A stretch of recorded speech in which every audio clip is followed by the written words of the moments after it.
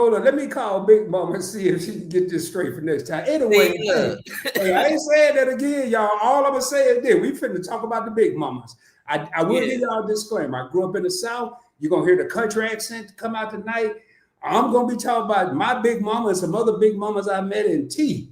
Talk to the people. What's going on? How your weekend? How your week been? How your day went? Look, everything is going good. What's up, everybody in the chat? Bernice, Controversial Cruising, Scott, Liz, House of X, Y Loves. What's up? What's up? What's up? What's going on? What's going on? You got Nathan in there. What's up, Dark Theme? We got Shay. How y'all doing? Just because they said hey. Everything was good this week. It was very busy at work last week. This weekend went down to Savannah on Saturday to just celebrate with our niece. She had built her home. This is her first home. She's 23, built her new home from the ground up, just moved in, had a housewarming. We so proud of her. We just so proud of her. And did her internship, got her dream job. She doing her thing. So that was this weekend. That's what we did this weekend. Of course, I went and stopped by the liquor store on the way back because we was on our way to Savannah. Meet and I called and was like, hey, there's this package store down the street from y'all. Y'all know about this? I'm like, no, I ain't know about that. Went up there and made sure that on our way back that we stopped over there and found a few gems that that he recommended. So shout out to Sipping with Meet and I for that. So that was my week and my weekend so far. How was your week this week, Mr. PBE? Well, I came to one conclusion. I'm gonna stop telling people I don't have a job because people don't take my job serious. I'm a content creator. So Okay. and they call me at 2 o'clock in the morning, 3 o'clock. I know you ain't doing nothing, you ain't doing nothing all day. And I'm like, Ooh, no, they did. it be my homeboys. It be my homeboy. And then I got one homeboy that won't. I'm trying to figure out my role. Like he out of town. I can't wait till he get back because he tend to call me, and I'm his voice on the way home when he leaving the spot. Wherever he at, he gonna call me. He called me too. Oh, I knew you'd be up. I said, no, man, this ain't really me, dog. So that's part of my week. The rest of it has been chill, man. It's been chill. Just moving and working and working and moving and hit 1,000 subscribers on Investing with Rod. So I'm pretty happy. Yes, congratulations on that. Thank you, thank you. That was a lot of work, hard. I almost gave up on that channel. But tonight, y'all, we ain't here to talk about no investing, no stocks. I want to laugh. And man, now I do want to read one thing. I ain't sharing on screen. I just want to read it. For those of you in the back that don't understand what a Big Mama is, I Googled it today. And it say in American English. That's what it say. I ain't saying it. You Googled it? Yeah, I Googled it. What did it say? I'm about to tell you. It say, hey, y'all, this is unscripted and unfiltered. We don't practice these. We just come over here and start talking. In American English, particularly in the southern U.S., Big Mama is often used as a term of endearment and respect for a grandmother or a matriarchal figure within a family or community. This reflects her role as a source of love, wisdom, and strength. Now, what they forgot to put there is there was the Big Mama before 2000. Because you call a woman Big Mama now, and you a dude, you probably going to either get slapped or cussed out. One of the two. Show you right. So, what you think, Tay? Have you heard anybody call a grandma of today Big Mama? No, they may not use that. They may not use that term, but I just think that it is a stereotypical thing. But I do feel that those characteristics still exist. I just think it looks different than what people are used to. That's just how I feel. It just looks different from what they're used to seeing in terms of Big Mama. So when anybody has a picture of Big Mama, what are you thinking? And this is just stereotypical now, okay? Most of the time, they not working, they're at home, right? Because either granddaddy paying all the bills, so she ain't got to work. And usually around that time, women weren't in the workforce. So you got to remember there's a generation time frame of the economy and what was going on at the time.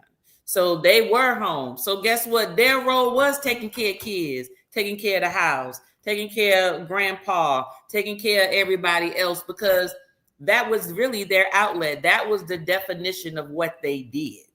Okay.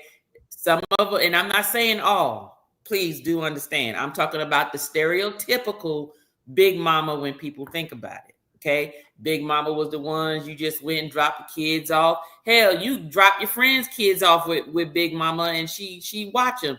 Big mama was the one where you knew, you know, if somebody was wrong, they take them in. Oh, God, let me go and get up, put on my house coat and go make you some biscuits. You know, drop them off anytime, go do whatever it is you need to do. You know, they also kept the noise down in the, you know, amongst the family, you know, kept secrets and try to get people to sort of, you know, be the mitigator between people, try to be the one to hold the glue, meaning no matter what happened, you're supposed to always stick together with the family or whatever, regardless of what's going on.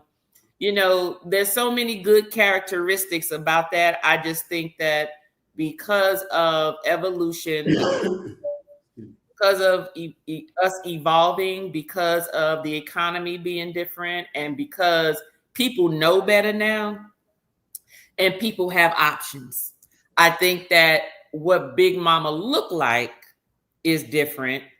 How Big Mama exerts those characteristics are different. Okay. And what Big Mama put up with is different. Okay. So that's my take on the Big Mama so far in answering your question. Now I got a lot to say about this topic today, but go ahead, Rod. Oh man, I'm gonna have to put my avatar. You got your coke, and I forgot my coffee, man. See, I'm telling you, I'm discombobulated today. Well, this is my take. I think the big mama look different, they talk different, they act different, they letting kids get away with stuff that I couldn't dream about getting with. What you mean? Wait. Okay, wait a minute. I'm gonna let you finish, but I'm keeping a mental note of what you're saying because I got a rebuttal. Oh no, I'm gonna tell you. I'll give you an example. When I was a kid and went over we didn't call my grandma Big Mama, we called her Granny. When I went over Granny's house, she had a cookie jar that had a security system on. See, you're all right over there. Now, you said a security system. Yeah, it had a security system. It was better than Vivid, better than ADT, better than anything. When you lift that cookie jar up, it was like the whole block that you was in the cookie jar. Okay, so now let me finish. And then by then, you think you're getting away with something, and you got about 4 cookies or 5 cookies in your hand when you know you ain't supposed to get but 2. You ain't even supposed to be in there. Now, I'm sorry, y'all. I'm gonna get country tonight. Notice I done said suppose. You didn't even supposed to be in the cookie jar. You ain't supposed to be. But if you are supposed to be, you're only supposed to get 2. And then as soon as you put the top back on, security system going off again. Nowadays, it say front door, back door. Back then, it say clank, clank, clank, clank, clank. And then you turn around and you got your cookies. And who's standing at the door? Yep. Big Mom. Because she done heard the alarm. Boy, how many? First of all, what you doing in a damn cookie jar, boy? That what she used to say to me. Okay. Hey, you better not sit on smart like getting some cookies. You better not. Just don't say nothing. Just don't say nothing. Just sit there with a handful of cookies. Don't try to put them in your pocket. You just cope. Right. And then you got about 15 of them. I can't even put 15 cookies in no 8-year-old hands. But how many you supposed to get, Rod? 2. Now you got little Ray. Why you gotta use my brother name in there? That's my brother name. John. I don't know John. My brother name Ray. Well, his name is not Ray, but that's his nickname. All right, well, John. Not like Ray. You got little Ray now. Ain't no security. It ain't even no cookie jar no more. Ray. What you mean ain't no cookie jar? Oh, I'm about to tell you. Ray will go in the pantry, get the little footstool, the little stool that got about 3 steps, climb up, open the cabinet, and get the whole damn pack of cookies. They come in there and sit next to Big Mama, and she don't say a damn thing. Okay. Am I lying? Okay, now it depends. Huh? It depends. It depends. I mean, you talking about food, okay? So Anything. do understand. It's all about, oh, is that what you gonna eat? Because you eat them cookies, then you don't need me to cook no dinner.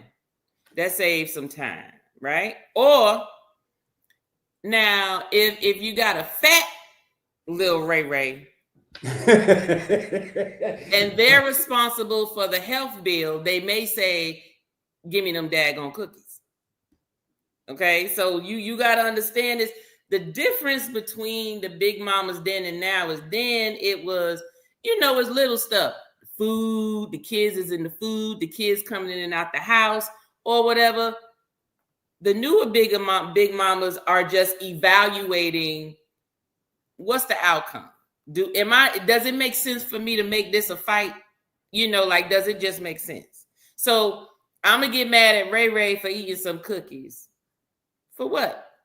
Because if she know that Ray gonna have a stomach ache later, she just gonna let Ray get a damn stomach ache and let that be the lesson, and he won't touch them cookies no more. So the thing is it harmful? If it's not, why am I gonna waste my energy talking to you about some cookies? Okay, you want them cookies? That's fine. Go ahead and eat them. Either you're gonna get sick or you're not home. You're not gonna be hungry. That means I don't have to cook. Now, if I cook and you're trying to go get some cookies, we got a problem. So no, you can't have them cookies. You need to eat first, and when you finish, then you can get some cookies. That's how that goes. Back then, it was more of do as I say. Like it was just you just do what I tell you to do. There was no explanation. There was nothing, because at the end of the day, they didn't want you making a choice or having a choice. It was do what I told you to do. Not saying that what they told you to do was wrong, but just know that it was never about you gaining knowledge as a kid. What was it saying? Kids were seen and not heard. That means you just do what I tell you to do and don't ask me why. And don't do what you see me do. Do as I say, not as I do. That was another one that was contradictory. So now you have that child who grew up with that big mama, and they're raising their kids where it's like, that was some old bullshit over there. I'm not doing that with my child. You know that was BS. You knew they were lying to you. You knew some of the stuff they were lying either because they didn't know better, or that's all they knew. And that's, to me, is what the difference are. They're evolving, period. So you talking about getting caught with the cookies in your hand, like physical cookies, where the newer mamas is walking in the door and seeing Ray in there with Keisha legs up getting them cookies. So how you deal with that? Oh, that was happening when I was a little boy. Okay, right. But guess what? But grandma wasn't looking for that, though. Well, okay, but guess what? Hold up now. Grandma might have known. Hell yeah. Grandma might have known. Grandma back then was only on the girls about keeping their legs closed. But with the grandson, it's like, oh, he just a boy. Okay. Today, the big mamas is like, both of y'all keep your legs closed and keep yours in your pants. So that's the whole difference right there. It's a matter of what they were doing back then. So those are mine. That's my input on the cookies. My big mama must have been crazy. My granny must have been called. I didn't have no sister to worry about. So it was just me and my brother. But I remember one time I was told at probably about 12, 11, you keep talking to them girls, you're going to get old. These girls wasn't about 2 years older than me. You're going to be old before you know it, boy. I'm like, what? Brace the neck, you're going to come in the house. One day your thing going to be in your hand. Oh, Lord. Right. Because back then it was about scaring you into doing the right thing. It worked for me. And then, y'all, I'm telling y'all, this is not a PG broadcast. I'm letting y'all know. I'm not going to curse or nothing, but I'm going to call it like a spade. But And, Do you and, want and look? Do you want me to not curse? I need to curb oh no, myself. you can curse. No, we Oh, no, okay. it Then might be a little I just want to profanity, make but I'm sure just now. saying. Okay. Now, I do have some sayings, and I'm gonna get in these comments, but I do have some sayings. If y'all got something that's burning that you want me to put on the screen, put an emoji. I don't care what your lipstick, shoes, football helmets. I don't care. I just know it's different. Now, this used to trip me out. This one thing my big mama used to say, Tanya. Hey boy, hurry up and close the door. You're letting all the air out. That is true. That's true, damn it. I think they had okay, see, you can say that, but I think where I grew up, they had a different temperature. Their body had a different temperature because let what air out? It's hot as hell up in here. We ain't got no AC on. All we got is a bunch of fans blowing hot air Right. from outside. Well, that was the air, meaning I bet you it was cooler in that house than it was outside. Hell You know, no, man. had you Boy, went wait. outside, nope. If you went outside and played and came back in the house, that house was at least a couple of degrees cooler. A couple. Okay. Look, you're gonna let the air. That is right. That means let this shade and everything. But the reason why it wasn't all that, it was still hot to use because you just came from outside running and stuff. You come inside, it's still. But I bet you if you sat down in the house for a minute and calmed the hell down, you cool off. Tony, you ever been? Well, I know you're in the South now. We don't need to know. We ain't got to say where, but you ever been like to Arkansas and Mississippi in the summertime? I'm a New York City chick, Rod. What the hell is you talking about? I ain't never been to no damn Arkansas, Oregon, Dakotas, Wyoming, Indiana. None of them places that don't have no big major cities. I have never been there. I've been to Florida. I've been to Tennessee. For a conference, I went to Alabama, and even when I went to Birmingham. That's as closest to a city as you gonna damn get in Alabama. California, Nevada, because of Las Vegas, Delaware, all the Northeast, all the whole eastern side over there. North Carolina, they got Raleigh, Virginia, you got the city there. South Carolina got Charleston. That's as close as you're gonna get. I have not been in any of those middle ones. I have been to Texas for a conference that was in San Antonio. That ain't Texas. There, I'm just letting you know that's the only where I've been. That's all right, but they have banned cheese. No, that's Wisconsin. Sorry. I have went to Wisconsin though once. Man, that ain't the South. There ain't no big mamas in Wisconsin. Big mom. I mean, don't forget, just because I was born and raised in New York, my mother's generation and before they all came up through North Carolina. Yeah. It was in the South. Yeah. So I was in the North cooking, and doing things like a Southern family would until our mamas and our aunties and uncles got, northernized, and then they became hood rats. So that's what happened with that. And so that's when things start to change, but you still have some of the foundation upbringing of some of those Southern qualities that are good. But some of them that was some bullshit, I let that go. Because I knew, if you kiss a boy, you're going to get pregnant. Shut up. Kids ain't going to believe that now anyway. They ain't going to believe that one. I mean, I wouldn't try that one. But I tell you what, now, man, it's amazing how things that are said today, kids won't believe. But in my era, I was terrified. I'm surprised I even looked at a girl the way my grandma and mama. Well, that's because you had nothing else. Okay, like Dark Things thing is up there. Perfect example is back then there was less information at hand. You believed whatever was passed down from the older generation, whether it was right, wrong, or indifferent. You trusted them. But then you grew up and you realized they was on some bullshit. Most of them. Okay. Yep. And because you realized it was on some BS, those are the grandmas, my mama.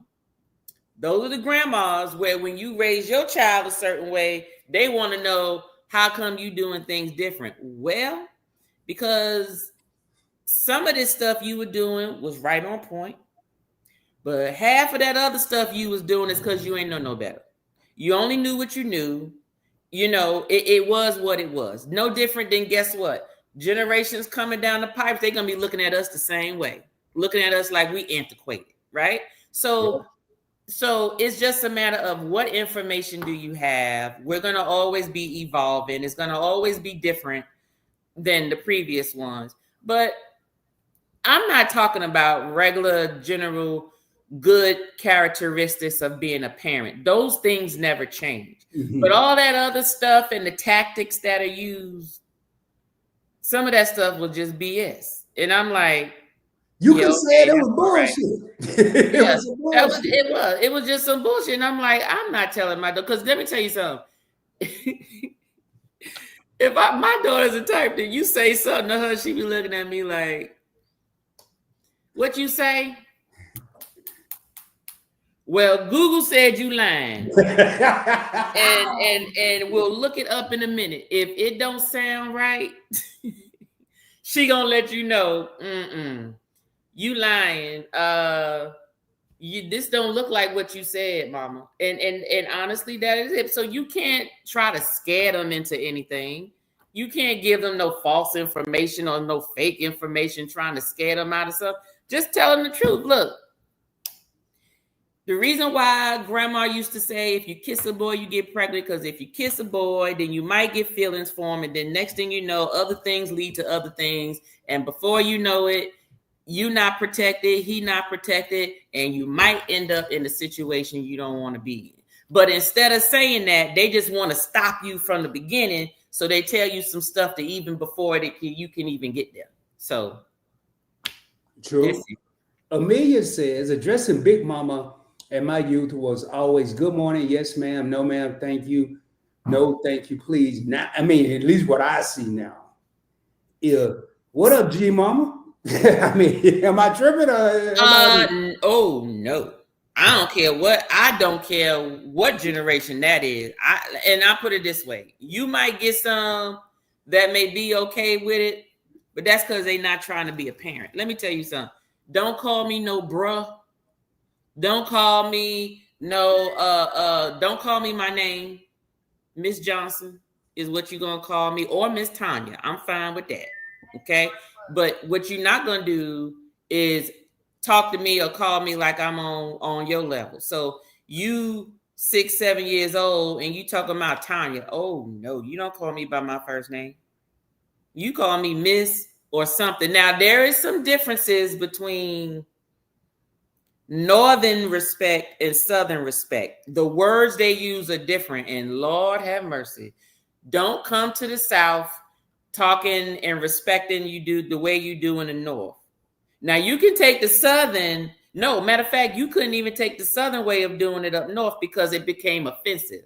So up North, it was when if your parents called you, you said yes, no, or you said words. You don't say yeah, what? That you don't say that. That's disrespect. You say yes. However, in the South, saying yes, they look at you like, yes, what? Yes, ma'am. Yes, sir. You know, and so you come down talking about, well, why I gotta do all that? I say yes. I mean, do I need to address your role? I don't understand. And then in the South, you go up North and say, yes, ma'am. They take it like you condescending, like you trying to be a smart ass. What you mean? Yes, ma'am. What you trying to say? I'm like, Lord have mercy. You can't win for losing. But addressing the respect is different between the two places. Mm-hmm. But in reference to Big Mama, just like back what Dark Thing was saying was the economy and the way of the Big Mamas and what they've been going through and how they're living today are different. So you're not going to get those Big Mamas who are at home, sitting at home, looking at like you just drop your kids off so you can go run the street. I'm sorry. Now, I'm not talking about the generation of folks who had kids when they were kids. Now, that's a whole different. Those were usually the ones dropping the kids off with the grandmas, with the mamas. That's what was going on there. It's because they had them at 16, 15, 16, 17, 18. They were still out there trying to party and do all that stuff. But when you get a person like me, I don't fit this mold because I didn't have my daughter till I was 30.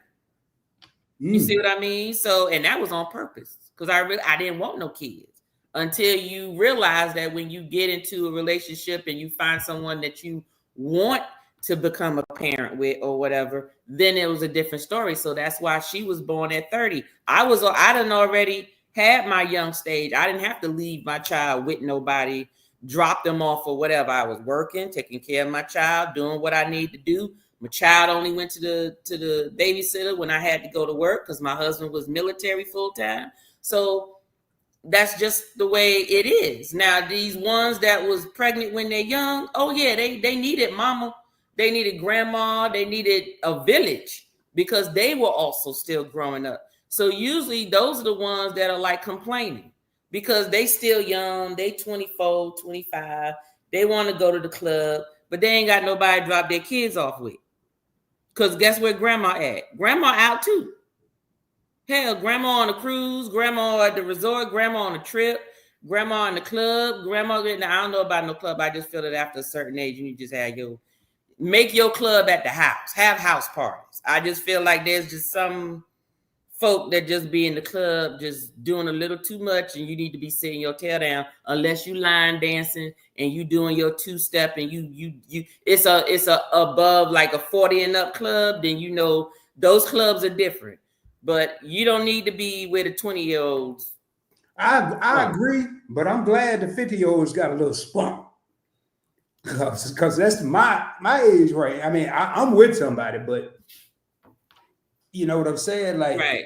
It's some spunk. I mean, if you, you can have some spunk and do stuff like I told my like we like to dance, and I'm talking about dance like how we dance with the dance routines in the 80s and 90s. I'm still doing them dances as long as my joints and my legs still allow me to do them routine dances.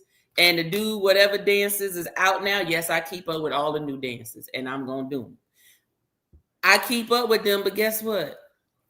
I ain't doing that no club. Now, if I'm on a cruise, I'm on vacation, I may act like a little fool over in the corner somewhere with my folk. But you ain't about to see me at no club just on any given Saturday or Friday. Like I got to be up in the spot all the time. It's just a way to conduct yourself and just do certain things, you know, so that after a while, it's just a matter of, it's a time and a place for everything. I put it that way. It's not a matter of not doing it or don't do it. It's just a time and a place for everything. You got to assess your surroundings and realize, is this the place that I can turn up? No, this is not the place for me to turn up. It's a place for me to, you know, be in the groove and everything, but I need to be a little conservative, or I need to sit my tail down and look cute. You know, that's just what it is. You know, or you get with your friends at your friend's house, or you rent out a space and you have your own private party. You can act like a fool all you want to. Ain't no judgment because ain't nobody there but your folks. You know, so that's pretty much it. Oh man, I love what you be talking because you be making so much sense. Now I do, since you making so much sense, I got a question for you because you need to help this make sense to me. I remember hearing my grandma say, I ain't one of your little friends. Now all the grandmas, I ain't gonna say all of them, y'all. Don't y'all shoot the messenger. I Googled all this. I don't know nothing about no big mama's grandma. I Googled all this. But what Google said is the big mamas is the friends now. Well, I think that, let me tell you where I think that comes from. I think, please, I think that it all depends. Now,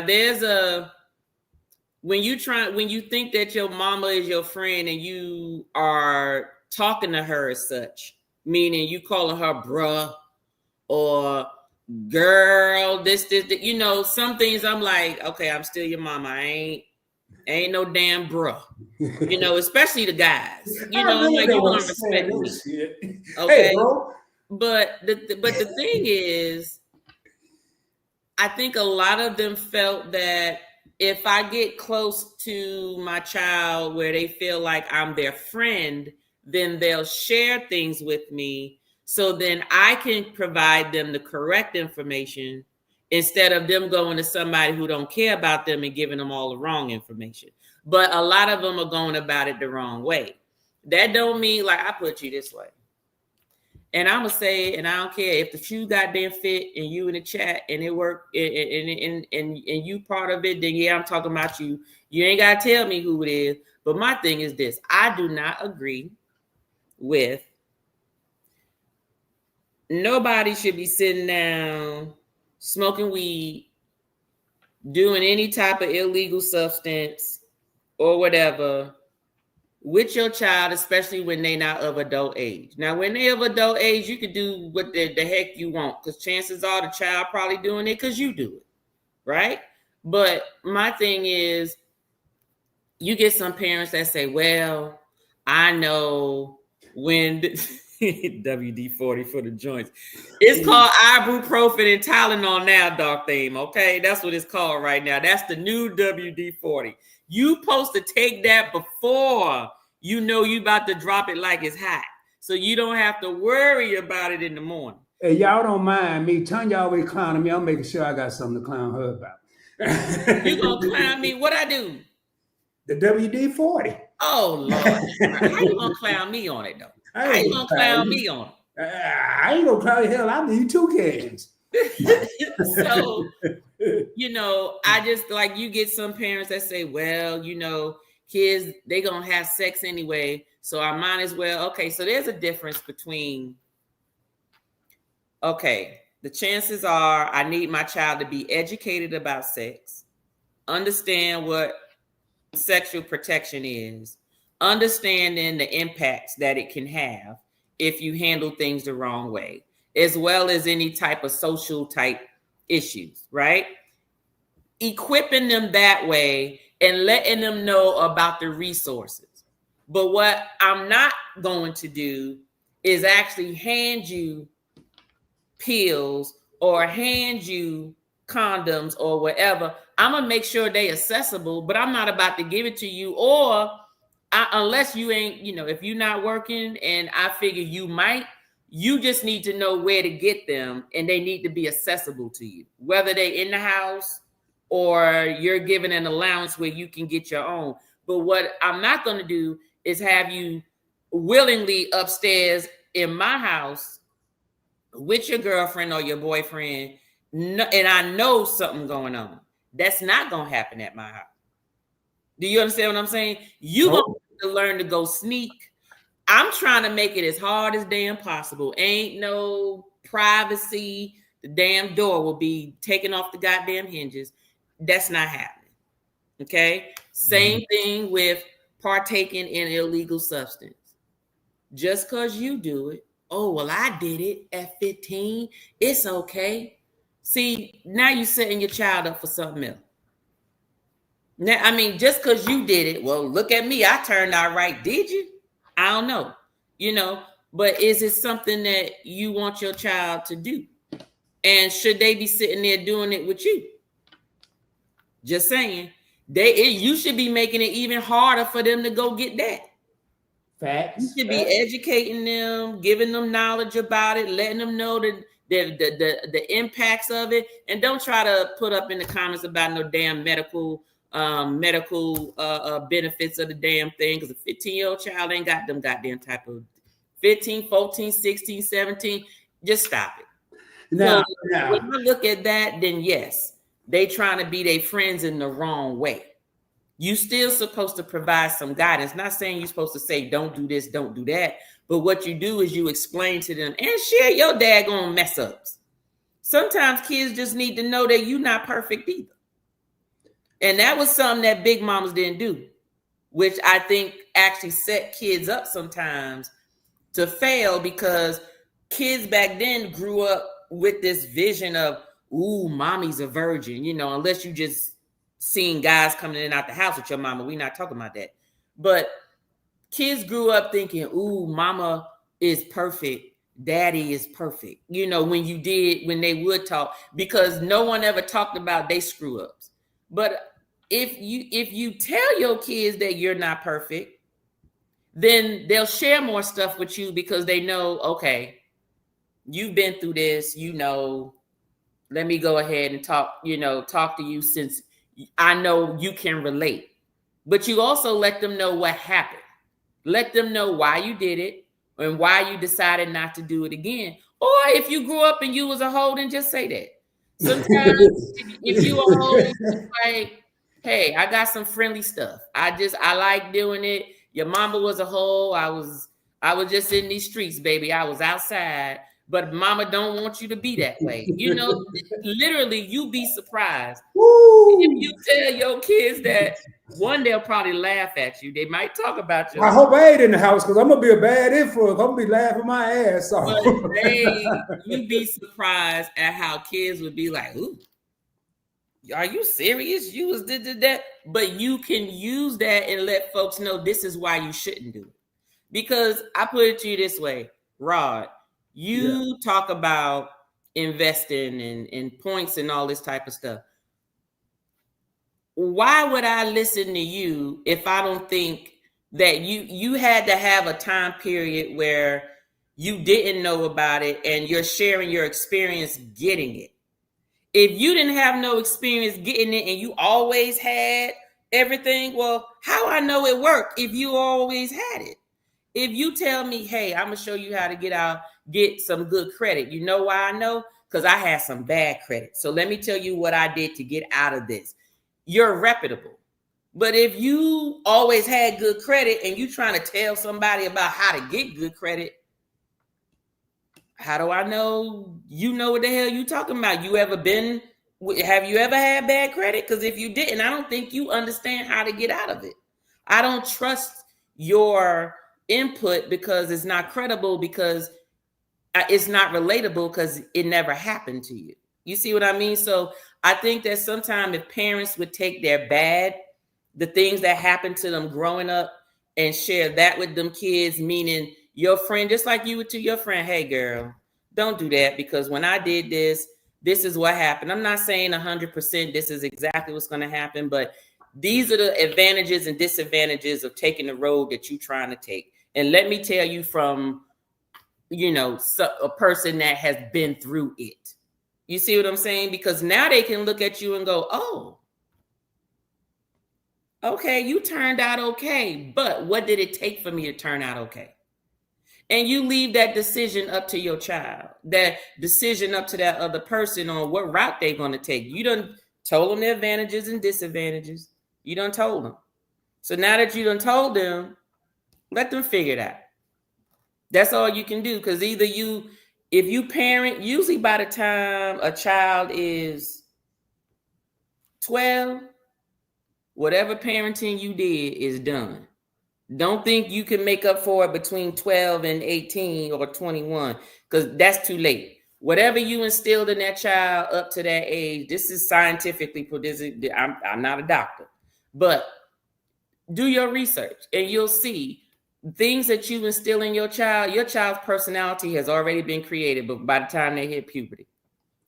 So either your child gonna be a hoe, or your child is just going to be promiscuous, or your child's going to be like, I'm not doing none of that, or whatever.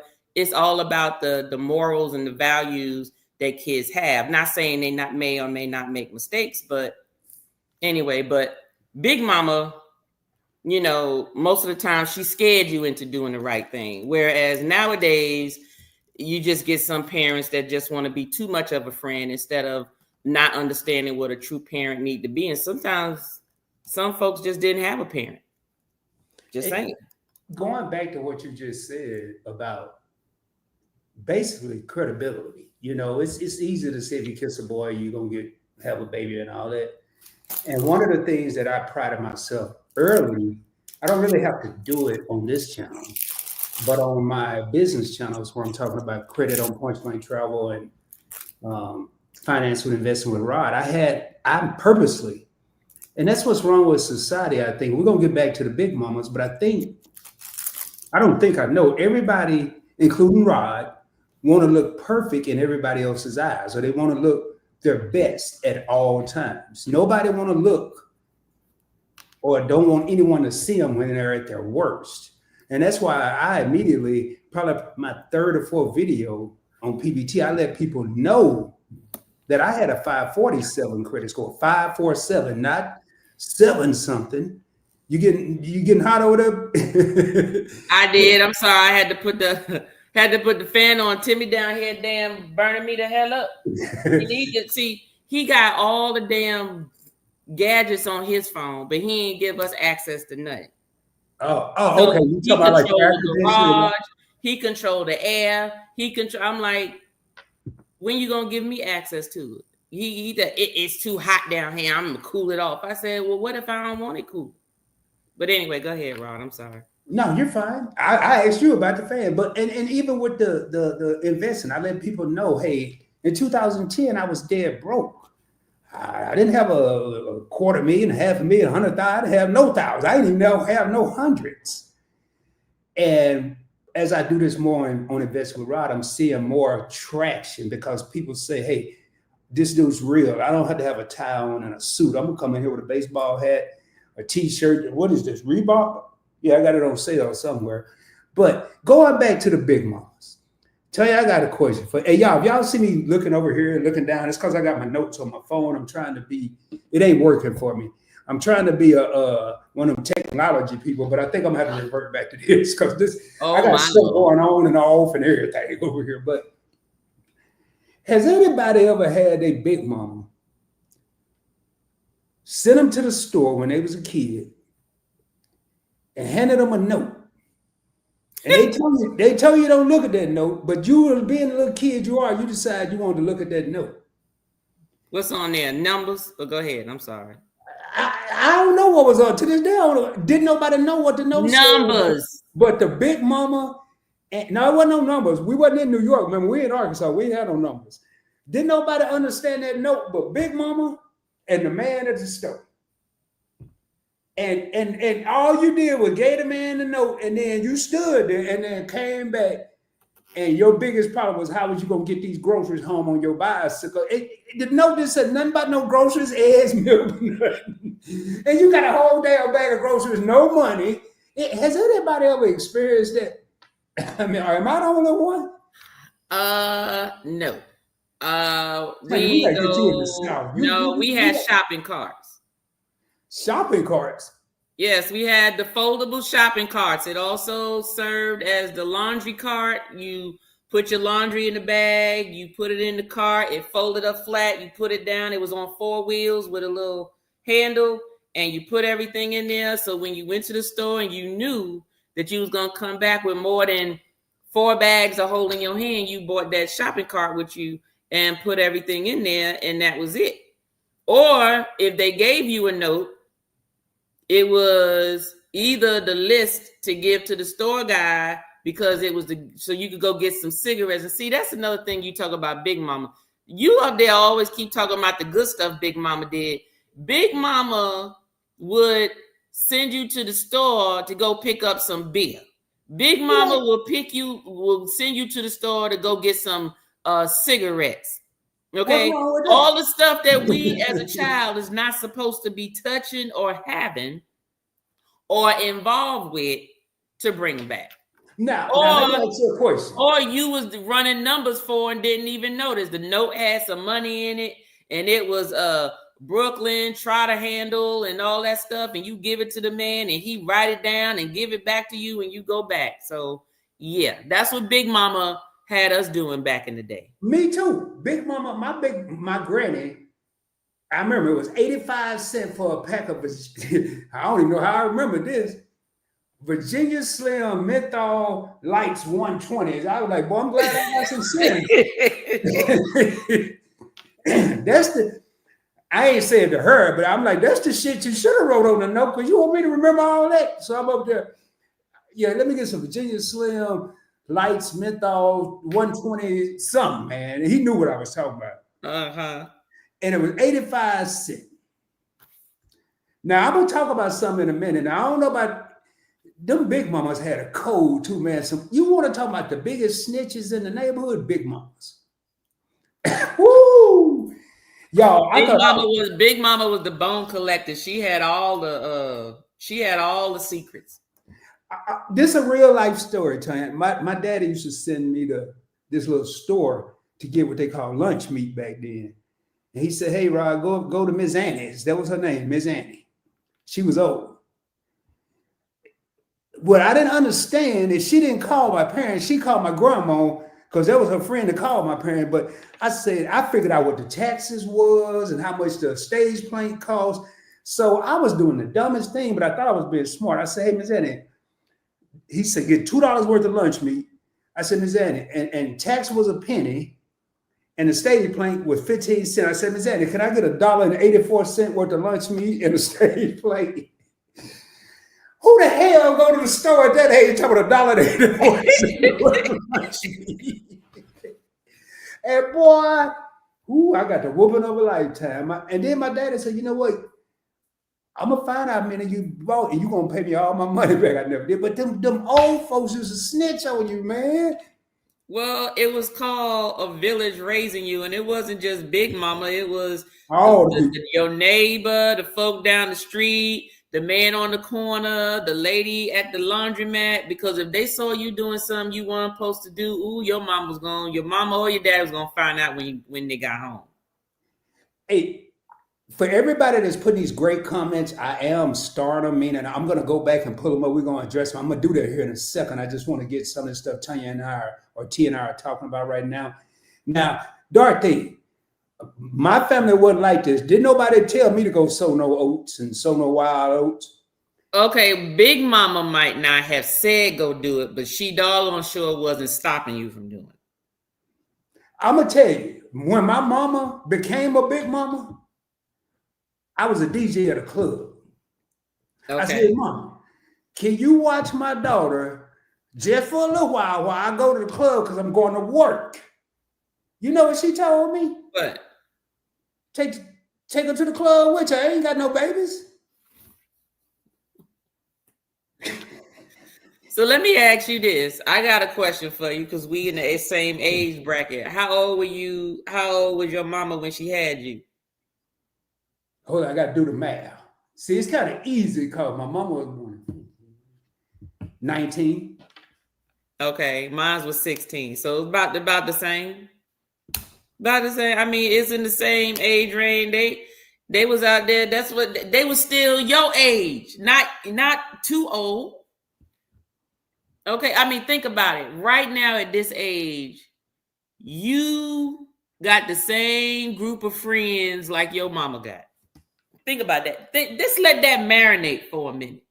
Think about all the folks that you communicate with, and think about the folks that your mama or your daddy communicate with. I guarantee you that age gap is smaller and much smaller now, because now everybody's almost in the same. Everybody on AARP. I'm just saying. Yeah. I'm just saying. Hello, everybody in the chat. Yeah, man. I'm sorry, y'all. I'm over here having flashbacks. Leonica. Hey, cousin Monique. How you doing, boo? Amelia. Edna. Cruz Bolero. We got Marjorie in the house. Let me see. I'm looking. Big Murph. Nettie and JT. Me and I. I know he said hey to Liz because most of them were here earlier. Scott, Anthony, All in My World, Why Loves. What's up, Famous? Rooted. I think that's it. I just want to make sure we say hello to everybody that came. Yeah. Hey, man, you know I'm in charge of the thumbnail. That's it. You said you just in charge of the thumbnail. I'm like Pretty Tigger. I'm just cutting the wheel. You know what? Y'all get on my nerves. I can't wait to meet y'all in person. I'm gonna be right over there, Pretty Tigger. I just do the thumbnail, y'all. Everything else, I just show up. Now, I do want to say, Tanya, at least, and I kind of understand, I guess. Not long ago, I did a live stream about tips, but I remember when my grandma used to send me to the store, that country stuff come out again at the store, STO, and say, and bring my change back. And the change gonna be but 4 cents. It don't matter. 4 cents plus 4 cents plus 4 cents plus 4 cents. Next thing you know, you got a quarter. That's a silver piece of money. That's a silver coin. Now, you said them people that went to New York migrated from North Carolina and all South Carolina, all other places. Yeah. When did you hear that country talk? Y'all didn't hear none of the country talk in New York? There was some, but because they moved there at a young age, you know, like I think my mom was like maybe 13, maybe or so when they moved up there, 12, 13 years old. So and all my grandmama had 14 kids, and I'm like, y'all needed some TV or something, because I just used to look and go, yeah, 14. I'm talking about they like back to back. Yeah, I think it's like the TVs again. It's like, you know, it's like the stuff ain't even healed yet, and you trying to get back up in there. I don't know. I don't know how they did it, but it was back to back to back. 8, 9, 10, 11, 12, 13, you know, it was just every year you was pregnant, you know, but then again, it was in North Carolina. They had a big farm and, you know, crops and stuff. So kids was there to help with the land or whatever, you know, so kids was created to help. So now I'm gonna have to do a disclaimer like T did earlier. Now, hopefully I don't offend nobody. I'm just gonna tell you my theory. And if you know me, I have a lot of theories on a lot of things. I don't know about nobody else, but I remember my grandma told me one time, hey boy, stop whining. I remember back in the day, I used to walk 25 miles to school. I want y'all to hear what I just said. 25 miles to school. Okay, wait, just pause real quick right there. Don't forget what you about to say. Are you telling a Whopper, Rod, 25 miles? Yo ass ain't walking. I didn't walk the 20. I didn't walk that far. No, you know your daggone bottom of your feet would be swole. I'm just telling you what they told me. It was not no damn 25 miles, maybe 2 miles. Well, wait till you hear my response. Wait till you hear my response. And she said, and then I had to walk back home, and then I had to go work in the fields. I said, well, I think I got something figured out. And she was like, what's that? I see why so many people dropped out of school. Y'all was tired. That's right. Boy, I think she cussed me out that day. She cussed you out. Like in her own little way, but she didn't tell my mama. That was all I was worried about. As long as you didn't tell my mama, I was cool, because I was going to get 2 whoopings then. Actually, my grandma only whooped me once. Your grandmama only whooped you? It probably only took that one time. What'd she do? Hold up. Never mind. I'll wait till you finish, and we're going to get back on the subject about... No, go ahead. What about the big mamas then and now and how they discipline their kids? But we're going to get on that in a minute. But go ahead. Finish what you were saying, Rod. I mean, I don't know. It's hard for me to speak on that. I've heard about timeouts in little corners and who the hell do that? But America got it messed up because that CPS stuff. But I think I'm like Bernie Mac. I think you should whoop a kid's ass if they mess up. I ain't talking about beat them from the front door to the back door. To the white meat. That's what you said. This is how I feel now. I'm just telling you how I feel because I have 2 daughters. I never spanked my oldest daughter, but I spanked my youngest daughter once. And I'm going to say something that I finally understood what was said to me for years that I didn't understand. And I just didn't feel comfortable after that one time of hitting my daughter because I felt I was too strong to be spanking a little girl. Mm-hmm. And I couldn't do it. And my mother was a disciplinary in my house. And she always just said, it's going to hurt me more than it hurt you when I was getting ready to get a whooping. I was like, this makes no sense. How is this hurt you? They lied. No, it's true. Because when I spanked my daughter, in Marshalls, and she fell up in the sweatpants rack with a foot hanging out and screaming bloody murder. I felt that big, y'all. And then I dove in to get her. It was crazy. And this lady said, I can't believe you're beating that child. Like I said, man, if you don't get the hell, this was kind of before they really got crazy like now, but I don't know. As far as disciplining kids, that's a tough one for me. It's easy for me to say what should be done, but could I go out and do it? Well, I can tell you when it comes to that, my husband has never, ever, ever, ever, ever disciplined actually Halea nor his two older kids. Ever. Now, what he has done, he was creative. So his two older kids, he would have them whoop each other. He would have them whoop. If they both got in trouble, he have the brother whoop the sister and the sister whoop the brother. Who did this? TJ. TJ would let them whoop each other. Your husband, TJ? Yes, my husband, TJ. Yes. He would have them whoop each other.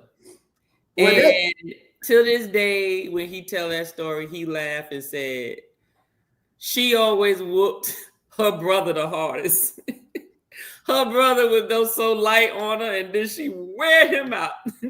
But Halea, Halea act a pure fool one time, and I told him when she was growing up and stuff, I said, stop letting her talk that little sassy baby talk to you, because one day it's gonna be some words, and she gonna get you.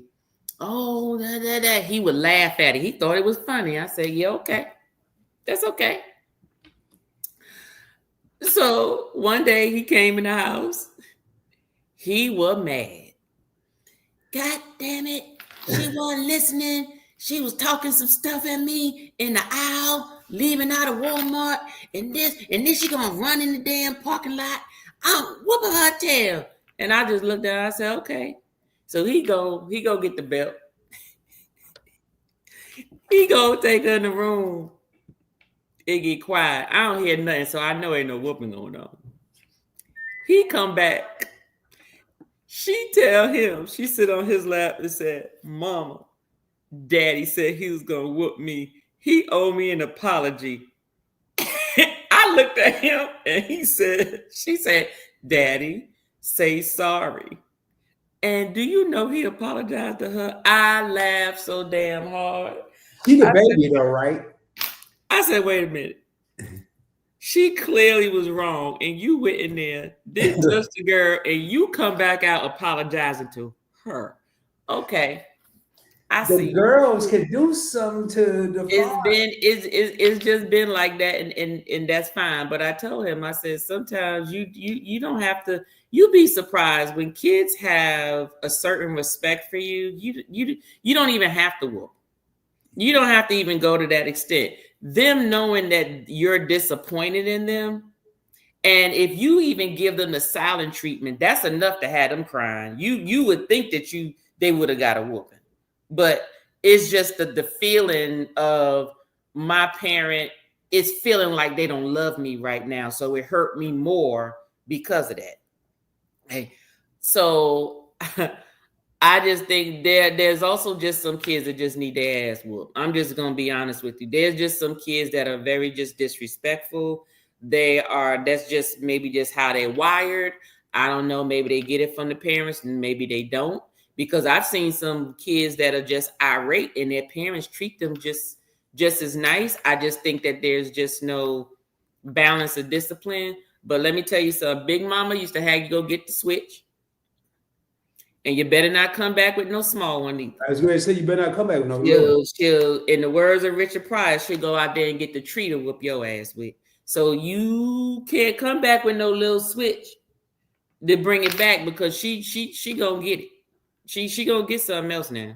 Now, the worst thing about them switches and Big Mamas and whoever was that sound effect as it was approaching your ass. Yeah. Yep. Man, it sounds like a Bruce Lee karate movie about to hit you. I mean, at least for me it did. I don't know about everybody else. But I think my mom just really felt bad about the switches. But the belts, I mean, either way. And don't let that buckle hit you. Yeah, that I don't think that happened. And like I don't even remember if my father ever whooped me. I don't think so. I know my mom wasn't no joke though. She had a 5th-degree black belt. Hey, I'm gonna pull up some of these. Okay. And I want to get Tanya to pick just because I know some of the people left, and I was pulling them up and at least letting people read them. But when we're talking, it's kind of hard to do all three. So yeah. Big Mama in my day was grandma and aunties. That's a fact. If you see one time, just jump in, and if you want to, I mean, big mamas and aunties, they still there. It's just that big mamas and aunties nowadays are still working, so they're not sitting at home to watch nobody cheering. Big mamas and aunties, if they spent most of their time trying to make it in this world, and they spent time working and raising their kids to their fullest ability because they wasn't dropping them off nowhere. They trying to live their best life right now. And I told my daughter, I even told my stepdaughter, I said, bring some babies over here if you want to. You need to call and make an appointment because I'm going to be on trips. So I don't know what you're doing, but we traveling. So we might not be here. So, get your thing going on. Get your little crew. Get some of your friends. Y'all take turns. Hey, you watch my kid while I go on my trip. And then next time I watch your kids, you go on a trip, and then you might catch me at a time when I'm at the house. But right now, I don't have to worry about that. There's no grandbabies or nothing right now. And speaking of what you just said, Ty, I want to elaborate on something, add something to it. Like a lot of times, people will talk about the grandmothers, the big mamas, and I'm gonna go into defense mode for the big mamas. And you talked about the good part and the bad part. We is me. I'm not speaking for T, I'm speaking for Rod. Talk about the grandmothers being in the clubs, the grandmothers doing with the kid, the grandmothers being the friends. But if you look at the flip side of that and play devil's advocate, how many grandmothers now, like Tanya said it at least 3 times, a lot of times back then, big mamas had the opportunity to stay at home. Mm-hmm. Now you have big mamas, big daddies, big papas, whatever they calling them, both working beyond 62, beyond 65, some of them even beyond 67 into their 70s. Yep. So should they be allowed to live their best life?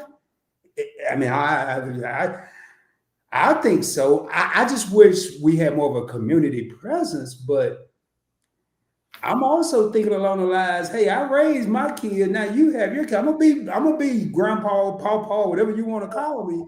Mm-hmm.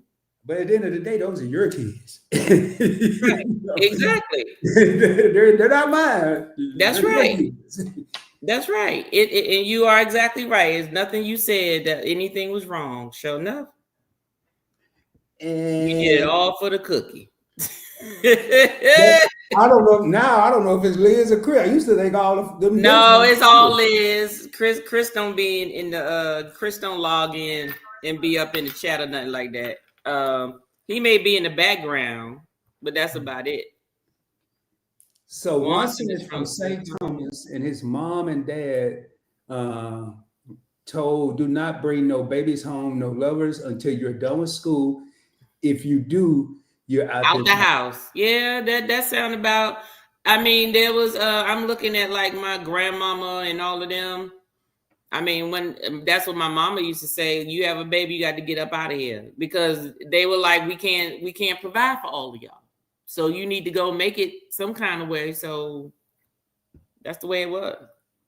And I think it is all of my world. I do think people. I know to me, I'm colder now than I was 10 years ago or 8 years ago. So I would say that's the case. But excuse me.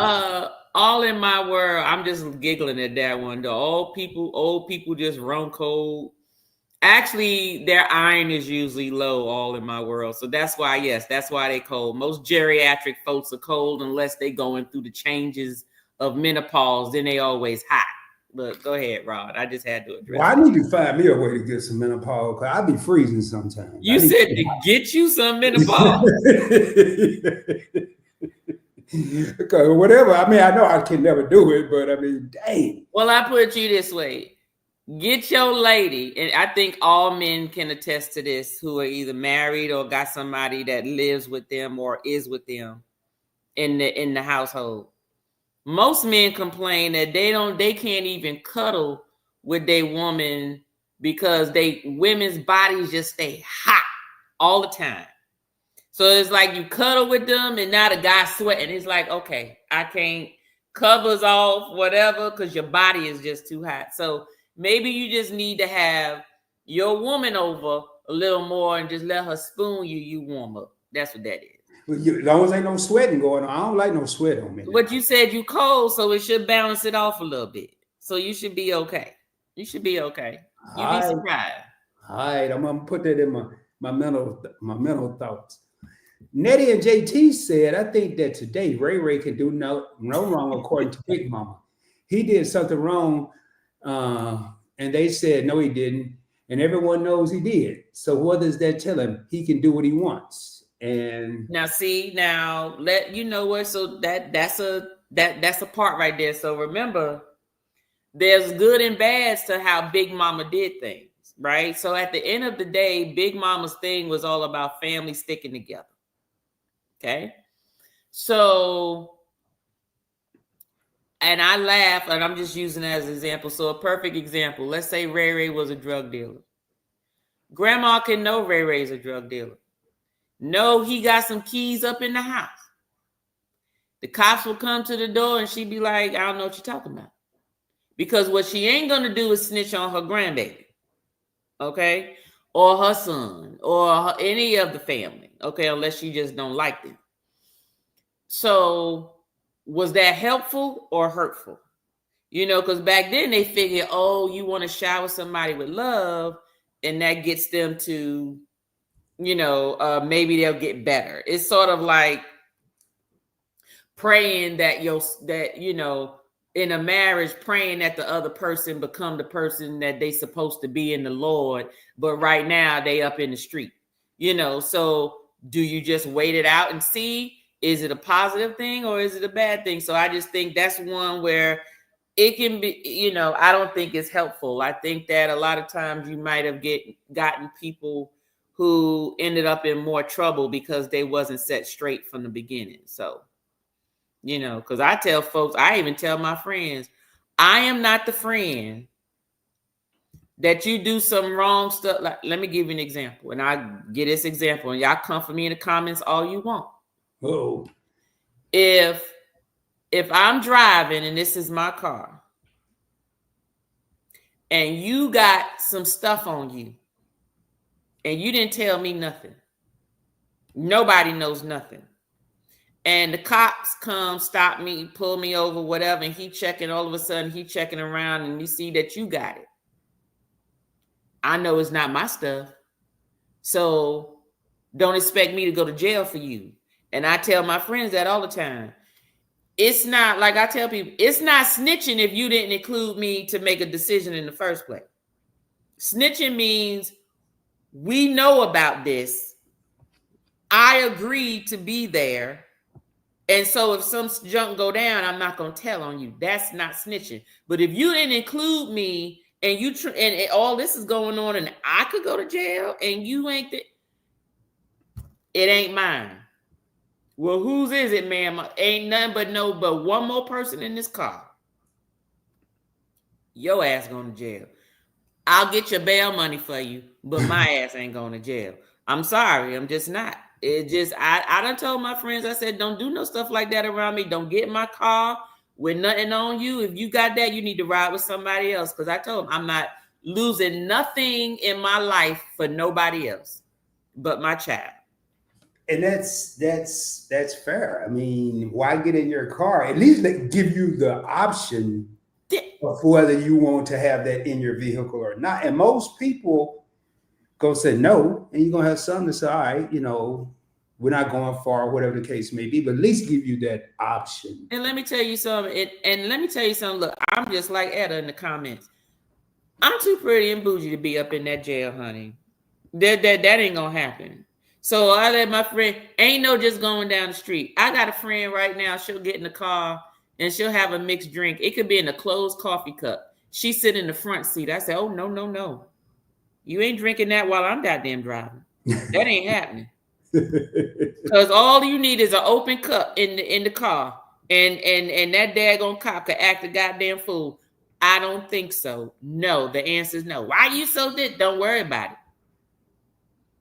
You ain't drinking it in this car while I'm driving. And then that's it. So that's basically how that goes. Yeah. That Timmy was brilliant and gave him plausible deniability. Man, you know, I just going back. It just tripped me out. Hold up. Virgoisms. It's a girl dad thing. That was about TJ, Halea making TJ apologize to her for trying to whoop her tail. All right, Liz and Chris, so they about to pass out. Love you both. Thank y'all for being here. Carnival Cruise Addicts. Make sure y'all Thank you, check them Liz. out. There's several content creators in here. Please check them out. Yes. And just shouting out everybody, man. Thank everybody for being here. You know, it's so many people here that it's hard to go through and read everybody's names, but you see them in the live stream. So please, you know, speak to each other, show each other love. We ain't gonna be on here too much longer. Y'all know me. Well, I used to could. I used to could stay on all night. I don't think. Did you just say used to could? Yeah, I went live the other night. I went live at 11 o'clock the other night. That's how when you live by yourself, man. Ain't no room. Ain't no room. Oh my God. 11 o'clock. Good night, Liz. Was great following you. Now, one thing I do want to ask. What in the hell is smelling yourself? When your grandma used to say, you're smelling. I mean, I know what it is, but they couldn't come up with nothing else. Well, let me tell you why. Let me tell you where that came from. It's because when you reach puberty, right? When you reach puberty, hey, Carmen, when you reach puberty, that's when your underarms start stinking. You know, like certain parts of your body, certain hormones get the raging, and then you need to shower more. You're no longer the baby. You're no longer of baby status. You start smelling like outside.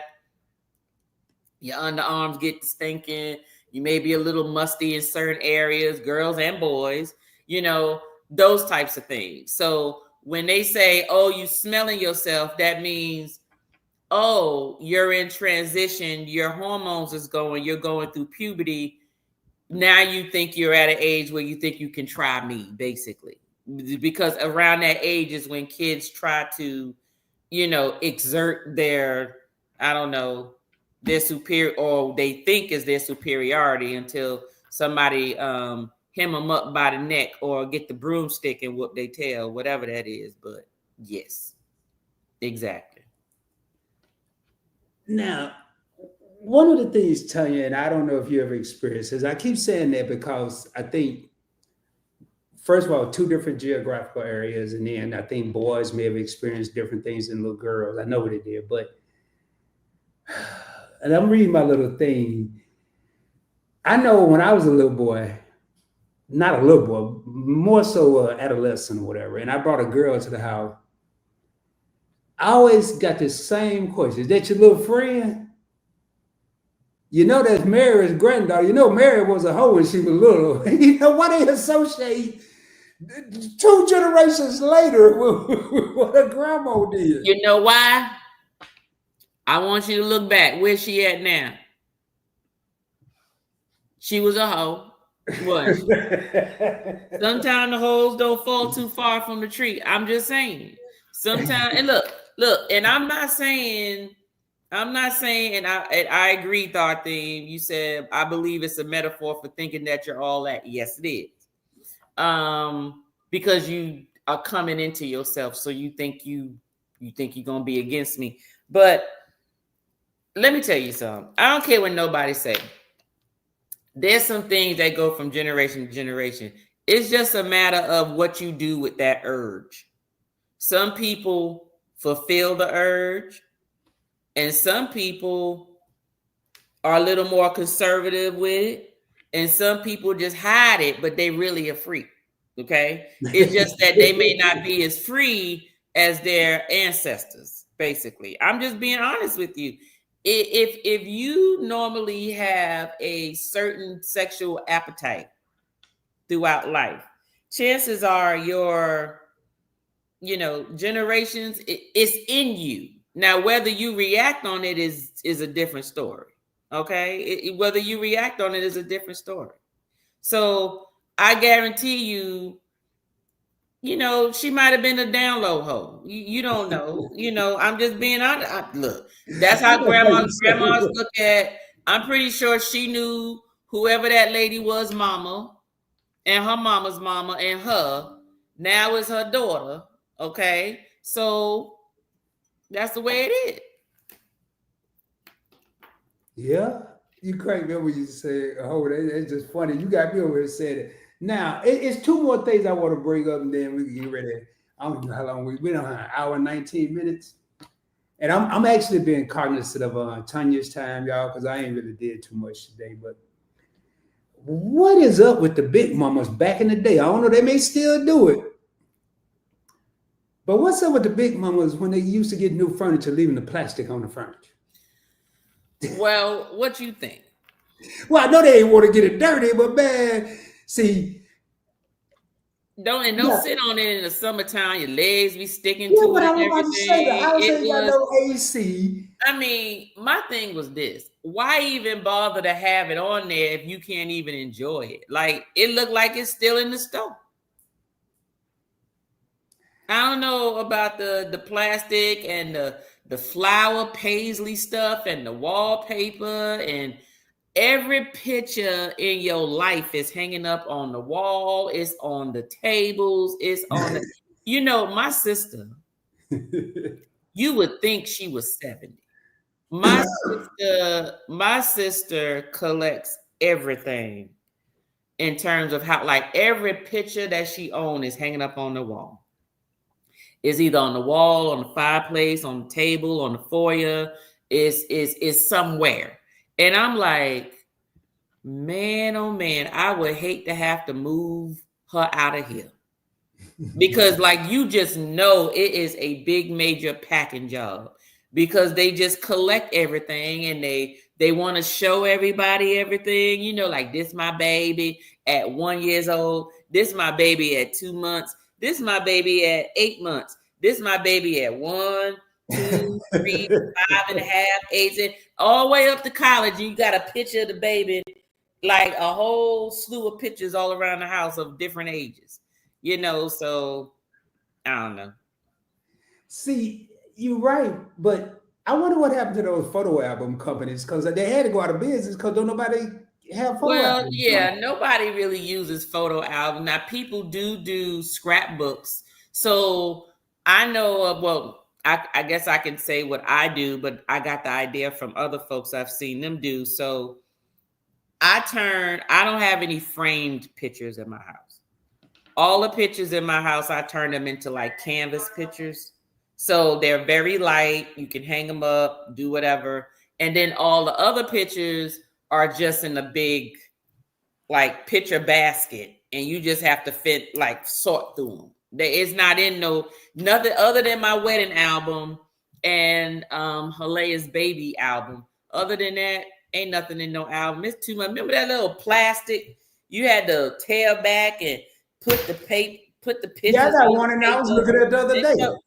Man, no. Those things get old and get to making all this noise, and the pictures start turning colors and stuff, brown, and And I even tell my family, like, anybody I'm gonna hang up on the wall, because I got a friends and family wall.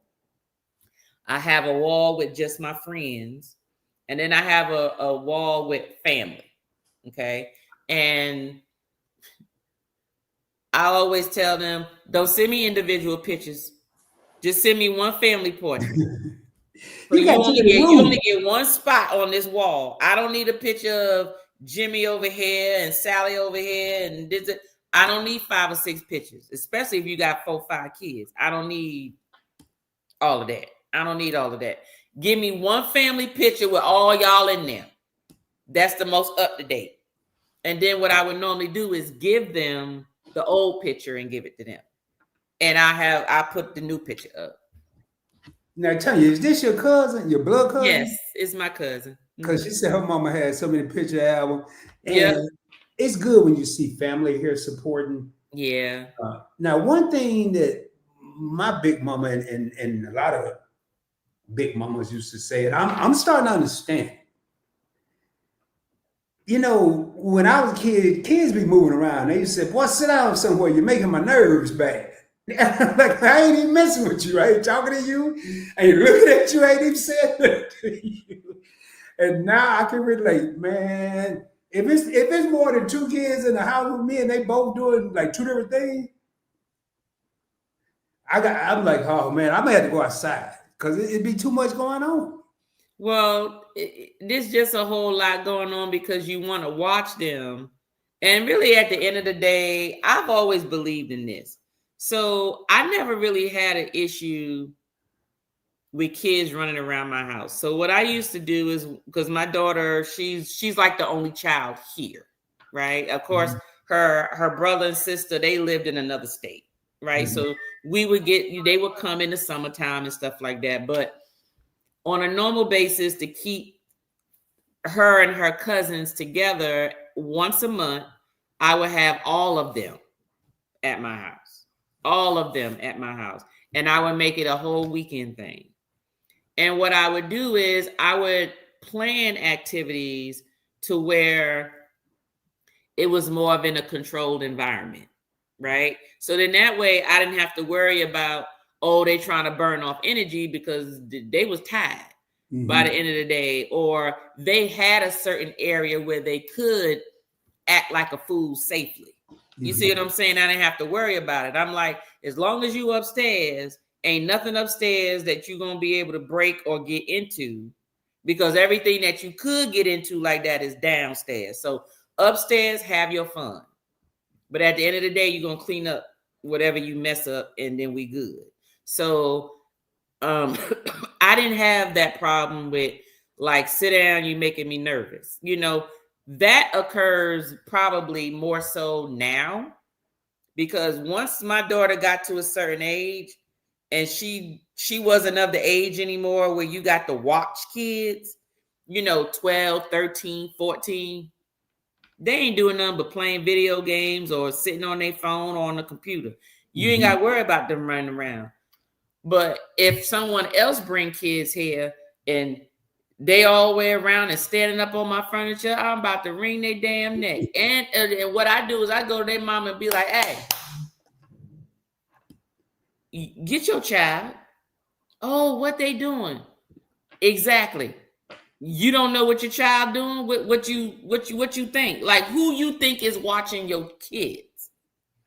Does this house look like it's childproof to you? You understand what I'm saying? It's like, it ain't childproof here. So you need get your kids, or you need to bring an older child to watch your kids if you're trying to have fun with the adults. You know what I mean? So those are the things there in terms of, you know, sit down, you making my nerves bad. Yeah, because you about to mess up some stuff. You about to either tear something up, dirty something up, break something.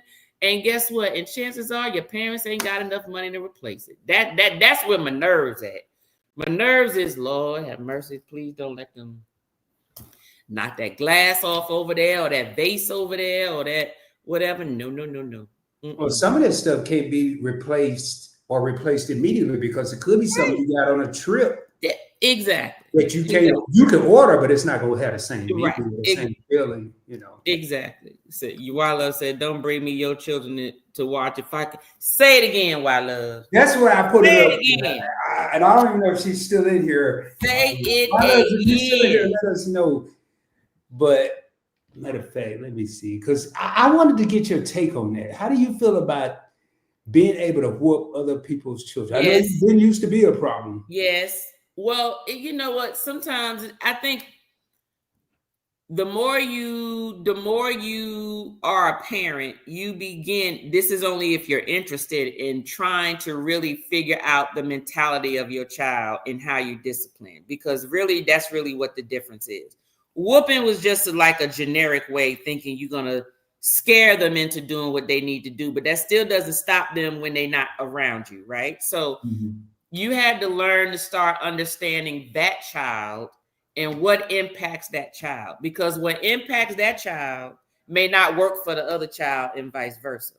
Okay. So when people would bring their kids to me, my whole thing is, when you leave your child in my care, they my kid. That means I'm treating them like my kid. That goes for discipline. That goes for saying what I need to say. That goes for what I'm feeding them. That goes for making sure that they're taken care of, that they clean, their hair's done, their ears is clean, nose ain't running and snotty, they change, they having fun, they doing things. I'm going to treat your child like I treat my child. My thing is, if you don't like the way I treat my child, keep your child at home. Period. If you feel that I can't say anything to your child, keep them snotty, badass kids at your house. Don't bring them over here, because I don't have time for putting them in the corner and they are jumping up and down on my damn couch. Okay. Or you in and out this refrigerator running up my light bill. Just like I said, okay. Or you running in and out the house, and I do got air conditioner on. You making my light bill go up, okay. So yeah, I believe, preach again, why love. That's exactly. I'm like, if you don't like what I do with your kid, you can trust me. I have no hard feelings. Take them damn snotty ass kids back home. I don't like kids like that anyway, bro. I'm serious. You can ask my child. I like my child. I like my child. Not everybody else. I don't like nobody else's child unless they well behaved. If they not well behaved, trust you me. And you know when your child bad. Please note, if you brought your child to my house and you know they bad, I was talking about their ass, and I was talking about you too, because that's why they bad. So I don't, as long as kids they listen. Nobody's saying that I'm not going to allow them to be kids, because if I know kids are coming, I'm going to make sure they have a space where they can be a child, right? Safely, where they can still have fun and do what they do, and they ain't got to worry about an adult telling them, stop, no, sit down, do this. A child don't want to hear that all day, but you plan for it. But I don't like nobody kids but mine. Okay, but mine. And my stepkids, I'm like, I don't know. That's only because y'all was good. Because if they was bad, I already said, look, you can't come here acting a damn fool. I'm going to send your ass back to North Carolina where your ass need to go, period. So my child, I like my child, but I don't do kids. And I'm not, like somebody asked me, I forgot who it was. Oh no, matter of fact, my sister, my niece. So my niece, she's special needs. And she's very particular about who she go to and all that stuff. She's 11 now. I think she just turned 11, or was it 10? I think it's 11. Honey, there was a time when I would come around and try to say, hey, and she'd be like she don't want to. I'm like, okay, no problem. I'm good. You may grow out of it, maybe not. You ain't making me feel bad. You know, that's just one less child that want to come to my house. I'm good. I'm okay with that. So that's how I am. I like my kids. I don't like kids. I like my kids. You know, one thing I miss, T, was how the big mamas used to dress. You said what? How they used to dress. Like, you know, everybody got their opinions on Tyler Perry. And I ain't talking about no tight clothes, Tanya. Listen to what I'm saying. Go ahead. Y'all see, listen. I got to hear this part. Go ahead. Like I wasn't, when I'm talking about the big mamas, when I didn't care about no girl, I was a little boy. Like, you know how, like, when you see Mother, Yeah. Like, I didn't see a whole lot of big mamas that had a moo on. We still got moo-moos. Hold up. No, y'all ain't No, right. no. We Hold still up. got moo-moos, but the moo-moos is for the moo-moos are for the same reason. See, you think grandma had moo-moos on because she was old, that was her pajamas and all this stuff. Let me tell you why Big Mama had the moo-moos on. For the easy access.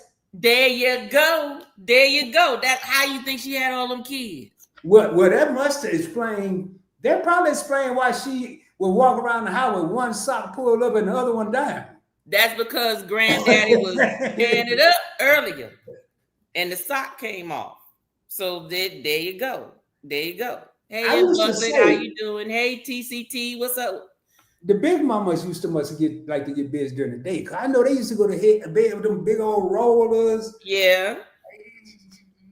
It don't take all that. You ain't got to be laid in the bed to do all that. First of all, you didn't need no pillow to ice nobody up. I don't even know how to spell ice up. How you spell ice? Is ice.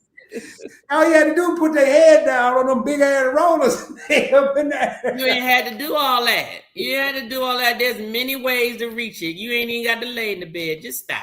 Why you acting like you brand new, Rod? You do doggone well.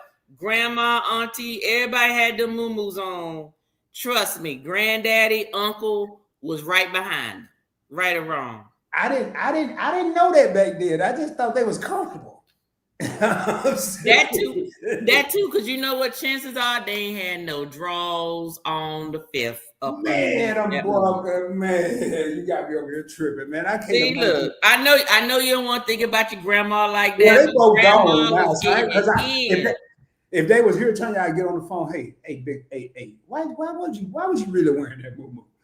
And guess what? I guarantee you, look, that's another thing about grandmas. When you get to a certain age, they will be honest with you. What's up, MC? How you doing?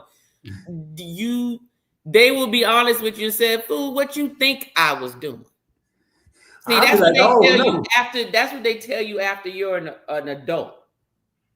Then they be real with you. What's up, Keisha? How you doing, beautiful? You know doggone well that moo-moo. Yeah, the big mamas nowadays, we wear moo-moos. We cooking moo-moos and everything. That's like foreplay. Moo-moo, that's like a signal to the man to be like, it's that time. Be like, okay, I got you. So what you said is, damn Victoria's Secret, just go to Walmart, get a bunch of moo-moos? Oh, you don't get no goddamn moo-moos for no goddamn woman. Now, okay, now the style of the moo-moos may have changed, but trust me, most men don't care what it damn look like. They just want access. Can I lift it up real quick, get what I need to get, and keep it moving? I always wonder about that one sock though, because they had what's it usually be the left leg be up. I used to think my grandma was an OG. She had that left sock pulled all the way up to the knee and that right sock be down about. There you go. Oh Lord. Because let me tell you why. Because grandma was trying to keep her footing during the action. So one slide halfway off and the other one stayed up. That's all that was. No, man. She had now them house shoes make sense. Cause both of them had, my grandpa had them house shoes, them leather, they were leather, them pleather house shoes that there was only half a shoe, your back of your foot kind of be out. Yep. It still be on the shoe, but boy, they was acrobatic back then, boy. I wish I could have been a fly, not really, but I wish I could have been on a fly on the wall, boy. So, damn, boy, it's amazing how I learned something every night. I never thought about the moo-moo and the party that was going on. But see, that's what I'm saying. See, you was the child that just believed everything. See, I evolved, so all that stuff, a lot of that stuff makes sense to me now. I'm like, that's why I wore the moo-moos, or that's why I used to tell us this, or that's what used to be in that paper. Oh, that's what you did. See, and you still oblivious. I bet you still think your mama a virgin, don't you? No, man, no. My house, we ain't talking about no birds and bees unless we were talking about killing them, and we ain't talking about no storks because we didn't have no storks in Arkansas. We talk. My mama set us down and said, we're going to talk about how little girls and little boys show up. Okay, speaking of that, let me see. I wonder, did I tell this joke on the last live? About the swallow? Yeah, never mind then. Yeah, I already did. No, I don't think you told it on the live. You told it after the live to me about the bird. Somebody. Oh, okay. So for those of you in the chat, if the stork brings the babies, what bird prevents the babies? Hell, I just messed up the joke. And I said the swallow. There you go. That's it. Swallow. So it'll save a whole lot of unwanted pregnancies, but go ahead. Yeah, but I think it's evolving. I think time is evolving where people are becoming more receptive to that. To what? To that bird. To that bird. Yeah. Yeah, but you still get some of them big mamas that be like, I ain't doing that. Hey Lisa, how you doing? Yeah, look at Lisa's face. Nah, we ain't talking about no stocks today, Lisa.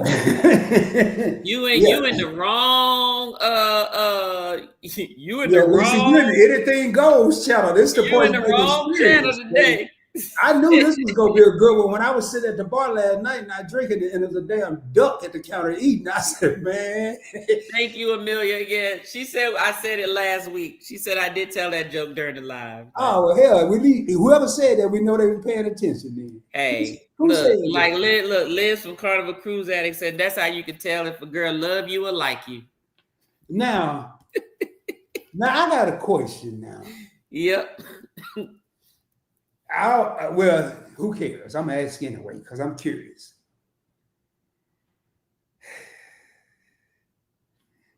Do these big mamas, what they doing these days, since it seems like so many men are having problems with like. What do you mean they having problems? Tanya, I'm about to get there. I'm trying to be politically correct. All right, well, here, let me just go and say what I'm thinking. It's a whole lot of men that can't get it up. So what these big mamas doing? We know about toys and help and doctors, but I mean, what they doing? Well, there's two things they doing. It all depends. If she determined to be with that man, she gonna be like, what that mouth do? That's number one. Hey. There's other ways to go about it. Sometimes you feel like a nut. Sometimes there's different ways to get there. Okay. Go back, Big mama, believe it or not, she getting her groove on. I don't care what you say. She got the little boy that come over that fixed the toilet and mow the lawn and stuff, and she pay him a little extra money, and he handle business. You see that movie on Tubi called The Lawnmower Man? You should watch it. It's hilarious. You said it's called The Lawnmower Man? Yeah. On what? Tubi. Oh Lord, I ain't messing with no damn Tubi. Every time I speak to someone that been watching Tubi seem like it's always something going on Tubi. Tubi is for people like me that don't care about acting, don't care I don't care if they say cut. I don't care if they mess up the lines and go back. I don't care. So you watching them rated B movies where it's just like they just get Joe Schmo off the street and say these lines. I be watching some stuff the stuff I be seeing on there will have you messed up in public. Because Tubi is the new thing that'll have adults thinking they superheroes. You know how the kids used to think they can watch Superman and fly and stuff. Yeah. I know we get a little bit off topic. We'll get back though. But now you watch Tubi and you think you can go to the grocery store and say something crazy to that woman just because you saw it on TV. Oh yeah, no. But that just goes to show that's why everybody can't watch certain things because they can't discern what they should say and what they shouldn't. Amelia said they're asexual. Amelia, that may be right. If her sex drive is gone and she and the Lord is her boyfriend, then yes, they are asexual, meaning they just don't do it anymore. Like they just grandma got cobwebs, basically, and she's not thinking about it anymore. And then you get some grandmas, they get some big mamas that are like, oh, I need some plumbing. I need my plumbing unclogged or whatever. And they will find the lawn boy, the pool boy, the maintenance man, whoever, to knock the dust off every now and again. It ain't even got to be somebody that she dealing with on the regular. The way you say stuff is cracking me up. Like you say, can y'all in the comment, can y'all imagine hearing a big mama say, hey, what that mouth do? What that mouth do? Look.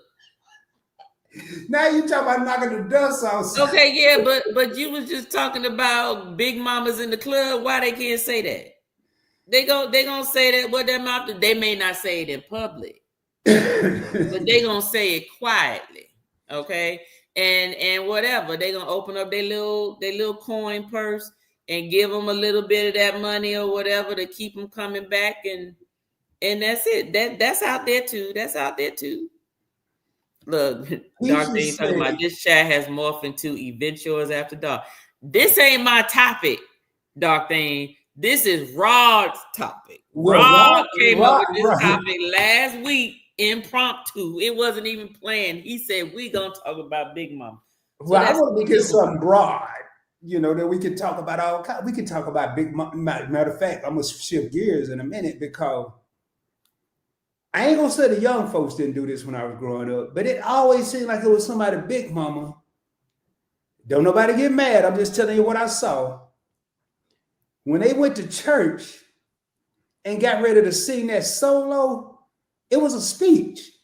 Hey, y'all pray for me, y'all. You know the song gonna be bad if we gotta pray before you start singing. They doing their testimony and stuff. That's all they doing. Testimony, nothing. They just said pray for me. They ain't told you what's done happened or what they talk. I didn't know nothing. Because they may not need you to know what's going on. They just want you to pray and say, Lord, you know what's wrong with Sister Bertha, and whatever it is, you're gonna work it out. That's all she wanted you to do. And see what another thing that get me telling you, I knew you was officially a big mama when I was a little boy, when you went to church with that big gigantic hat on. Let me tell you something. You get some young folk on Easter that walk up in there with some bad hats and some bad suits, okay, and they sexy going to church. I saw my aunt, who I think she just turned 89. She's the oldest child that my grandmother had. And she was clean, man. She had this hat on, man. It was humongous. Yep. Mm-hmm. I ain't got enough space. I don't care to allow enough space in the top of my closet for them big hats. I'm just not doing it. Hey, Dark Thing, let me tell you, man. I think in today's technology, Dark Thing said Big Mama's knees can't take that too much. I think with today's technology, I'm sure if you go to Amazon, they got some section that can hold Big Mama legs up for the time being. So wait a minute. So hold on a second. So Keisha said, what's Keisha said about her mom? Her big mama just turned 92 Sunday, and she definitely had undies under her moo. How you know? That's what I was going to say. Who checked, Keisha? How you know? You checking, Keisha? How you know she had on underwear? Who had the night vision goggles? Who checked, Keisha? We want to know. And you know what? She might have had underwears on if she was just wearing in his pajamas, but I guarantee you, if Grandpa was around, them drawers was off. Maybe they was easy to slide to the side, I mean, I don't know, y'all. I'm just but see, then now you talking about messing up underwear. Ain't nobody trying to mess up no underwear. Well, you should be like other big mamas and just take them off. That's what I'm saying. Exactly. Big mama knees can't take that too much. Or doing what, Dark Thing? Because there's so many different ways to do so many different things. Ain't nobody knees got to be messed up. There's too many ways to do stuff. Man, I tell you one thing I noticed. I don't know about women, but with men, I don't think a lot of people don't be worried about physical issues during that time frame. Because you can watch a male in a football game or basketball, baseball, whatever, track, they get a cramp. It's the end of the world. Right. You got to stop the game. The trainer's got to come out there, take them 15 minutes to get up and walk off the field. You let something be going on in the bedroom and a brother get a cramp, he gonna start doing a stanky leg. He ain't gonna stop. You gonna shake it out, boy. He ain't no trainers coming in the room. Ain't nobody taking you out the room. I never understood it. So I wonder, did Big Mamas and them start that? Hey, you better not stop. I wonder, did they tell Hey, look, big mamas are just women that's just older. So whatever a woman would say any other time, there's nothing any different. The only difference is they're a little older. Things may not move as fast. They may not be able to be a contortionist during certain things, unless a knee go out of place, or the back hurt, or they not as flexible as they used to, but they still women. Let me tell you something. And these are real true stats. Remember back in the day, the teenagers held the most for having sexually transmitted diseases. Mm-hmm. Guess who has them now? The old folks. Somebody was telling me about Florida. They ain't got to worry about no kids. They ain't worry about none of that. They ain't got to worry about getting no pregnancy, no nothing, but they forgot about STDs, and they just do. I mean, and especially in them nursing homes, let me tell you something. I used to, and I'm not gonna say where, because I'm don't do that. Keep it private. But there's a nursing home where this man used to sell it, and he was like the gigolo of the nursing home. Hold up, and all the women would just be like, they had to get them some, and they would pay him. He was an employee or a patient? I mean, no, this is a pay. All of them were patients. They all residents, not patients. A nursing home is a resident. You pay. He was a resident in there, huh? That resident, and he was dressed sharp. You hear me? When he walked around looking like what's his name from Staying Alive, Dance Fever and some shit. Yeah, that's what he go down there. He had his cologne on and everything. And them women used to be like, and he used to see when like the new residents come and they had like orientation and all that stuff. He used to stand there with his friend. I never forget. I heard him talking about, man, look at her. Ooh, oh yeah, I got to talk to her. I got to. I mean, just eyeing them out already. So, Lawnmower Man is not a B movie. What's a B? Is that bad or what is that? Yeah, a B movie, a little amateur movie where folk just can't act worth a darn. I've never seen Lawnmower Man. So in Buglet, okay, Lawnmower Man, what is that movie about? Rod, if you don't care, just give me. I was going to say I suck because I'll tell you the whole movie, but I'm not going to do that. I don't need the whole movie. I just need. I'm going to tell you what happened. I'm going to tell you what happened. I'm going to give you I'm going to act like I'm previewing the movie on TV. Okay. So there's this woman who's married, and her friend see this dude pushing a lawnmower, and she said, "Hey, you need to get your grass cut." All your grass right there, they had my attention. Because at first I thought she was talking about they had a big yard, but then I said, wait a minute. No. Look at you. Right over your head. Right over your daggone head. No, man, I caught it. And so the dude was out there sweaty mowing the lawn, and the woman out there drinking a lemonade or something. And some kind of way they got involved. Husband found out, and you got to watch the rest. So basically, it's about a man who mow lawns that's getting caught up in some type of love. It's more to it than that. Okay. I'm gonna have to tell Timmy about it. I'm gonna let him watch it and let him tell you. He'll probably like it. I think the best one I watched was Cons and Cougars, though. That was pretty dope. Cons and Cougars. All of them sound like pornos to me. No, them names. No, man, it was about the big mamas. Sled said I came in on toilets and lawns. Yeah, Sled, that's what I saw. This is Rod's conversation. No, I didn't like I'm the sidekick. I'm over here. I'm just responding. Sledge. Let me just ask you a question, Sledge. If this is mine, on my little old StreamYard, you're a YouTuber, everything got a little old white circle and look like a I look like a Paperclip. paperclip. They let me know they're on Tanya's channel, including you. So this is Tanya's thing. This Rod just here. I'm just here, y'all. I'm just here. No, man, MC I say can't work Pops with is it. down there at the CVS pharmacy. Facts, MC. Go and get that blue pill. Hey, That's wait, what whoa. We got people in here telling on themselves. And I think that was one of the things that I had on my Ooh, list. Walla says she wear moo-moos. Yeah. Oh, man. Okay, then. Well, Wild Love, we got that part, but I mean, I ain't Look, gonna, in the words of Etta, catching flights is spending nights. Well, right here, one of the things that Big Mama said is a bit dog will holler. Big dog will holler every time. Hey. Well, everybody here, and let me see. And MC had to come in here and agree with Wild Love. Said, me too, Wild Love. I wear moo too. But the question ain't, do y'all wear moo? The question is, tell you what's the question? Because I ain't gonna be the bad guy. Ain't no question. Oh, well, all right, she playing like she don't know. Do y'all got any drawers on under the moo-moos? Look. See, now she need to respond to that privately. No, she gonna cuss me out. That's all. Everybody gonna cuss me out. So Keisha said she don't feel comfortable talking about her Hey, big see mama. how we got slaves. Everybody think about their big mama like they all innocent. They didn't do anything. Let me tell you something. The big mama didn't have all them kids by just being at church all day. Dark Thing said this chat now requires an advisory.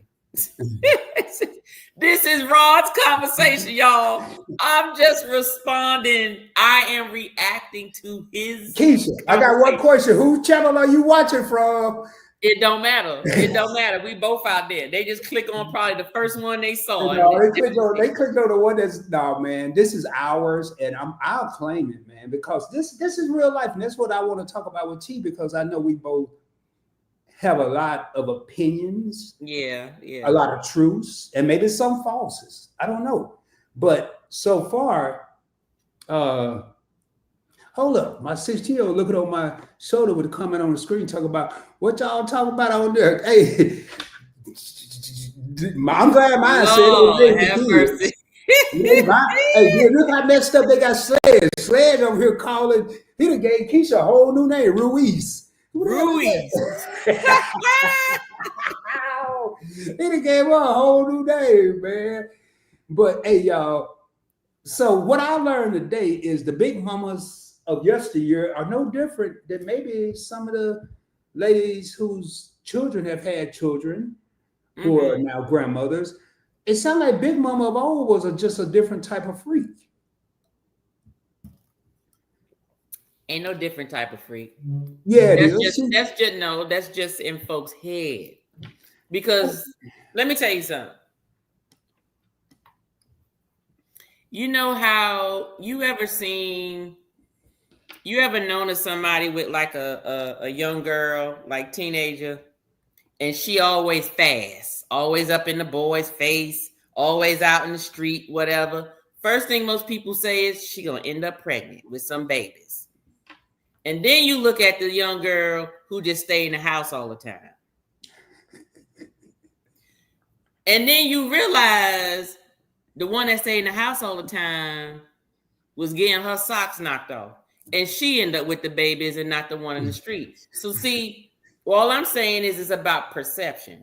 Hey, tell me, why they gotta be getting their socks knocked off? But anyway, only because you said socks. Only because you said socks. So that's why I said it. That's the only reason. So you can relate, basically.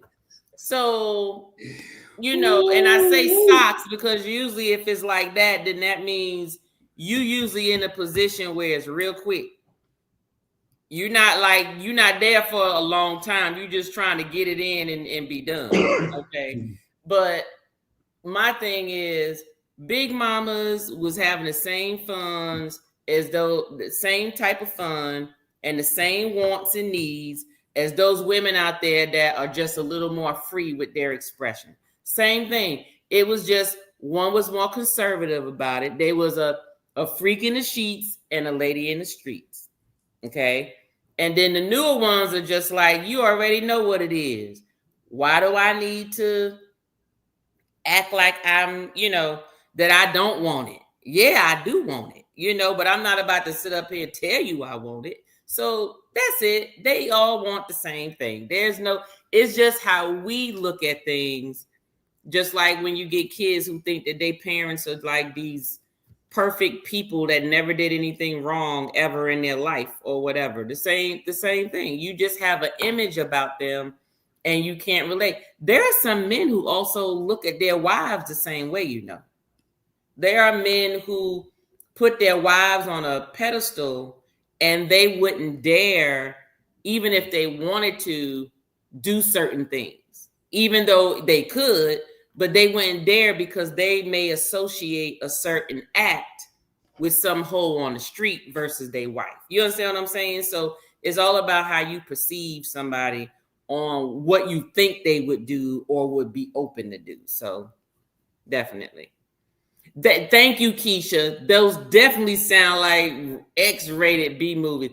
And Keisha, I have a brother-in-law who look at Tubi, and every time he talk about one of them, I'm like, please, can you talk about a movie that ain't all about this? It's always something. Yes, go ahead. Your Honor, in my defense, I didn't want to watch Tubi. I was forced. You didn't want to watch Tubi. So what happened? Who making you watch Tubi? Is someone in the house making you watch Tubi? The TV. I'm about to explain it to you. Don't you got to log into Tubi? Nope. You got to go to Tubi. You don't just turn your TV on and it's on Tubi. I'm trying to tell you. I had Prime Video, BET Plus, MGM Plus, the baseball channel. Some of them was free, and some of them I had to pay for 30 days. Well, when they all ran out, what'd you do? All I had left was Tubi. Well, how you only end up with Tubi?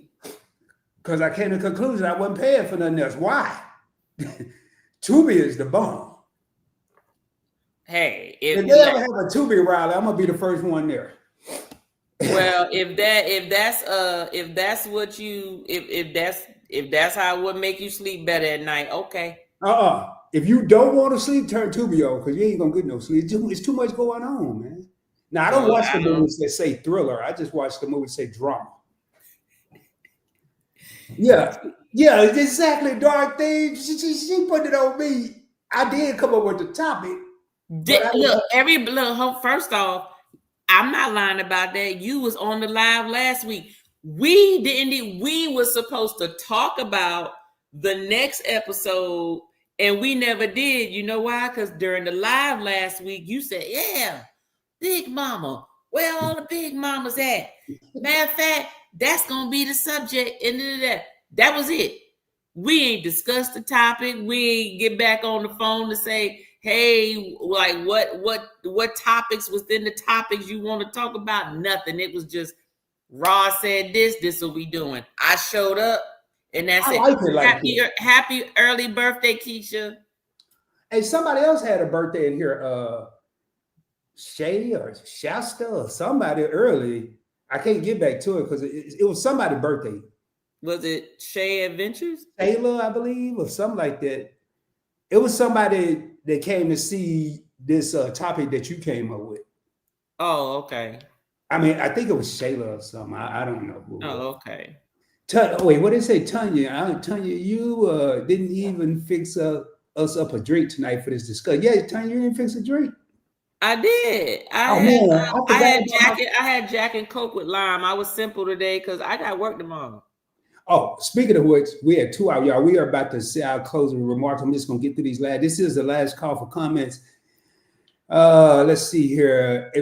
Tanya has taught me a lot since I discovered her over at Meeting Eyes Saturday Night Live. Yeah. and Keisha, man, Keisha is one of the biggest supporters. Yeah, she YouTube is. Streets, Amelia says straight to DVD. Going back, I'm gonna say, Keisha, I really believe your grandma had her drawers on. Mm-hmm. And Bugler said a B movie is an old movie, but yes, a bad movie. You know what movie had bad acting, but I still watch it and bought the dog on DVD. The Mac. What? The Mac. A lot of those movies had bad. Boys in the Hood had bad acting. Yes, it was very, very. Lord have mercy. It's just very. Mm-hmm. And Buglet said, "Event yours popped up for me because I'm subbed." Well, hey, M. Buglet, then you can keep going over there, but subscribe over here too, because I'm trying to stay out the nursing home because I don't want to be like that dude Tanya was describing. So, you look, first off, you looking at Tubi and you see them folks walking around with moo-moos, all it's gonna do is get you to thinking. And then you gonna be over there with Rico Suave talking about who these new people coming in here. I ain't messing with Tanya, man. What they say? That definitely sounds like. Oh, okay. You already did those. Yeah, my big mama did have 3 husbands and 10 children, but I don't want to think no further. Well, I ain't gonna say nothing, Keisha, but I guarantee you the stork didn't drop them off. That's all. Yeah, okay, exactly. That's all I'm gonna say. Good night, Etta. Thank you for being here.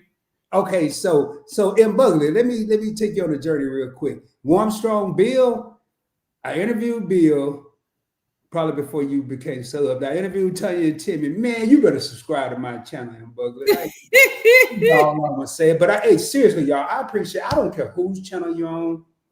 Tanya is really one of the few people right now that I would even allow to share.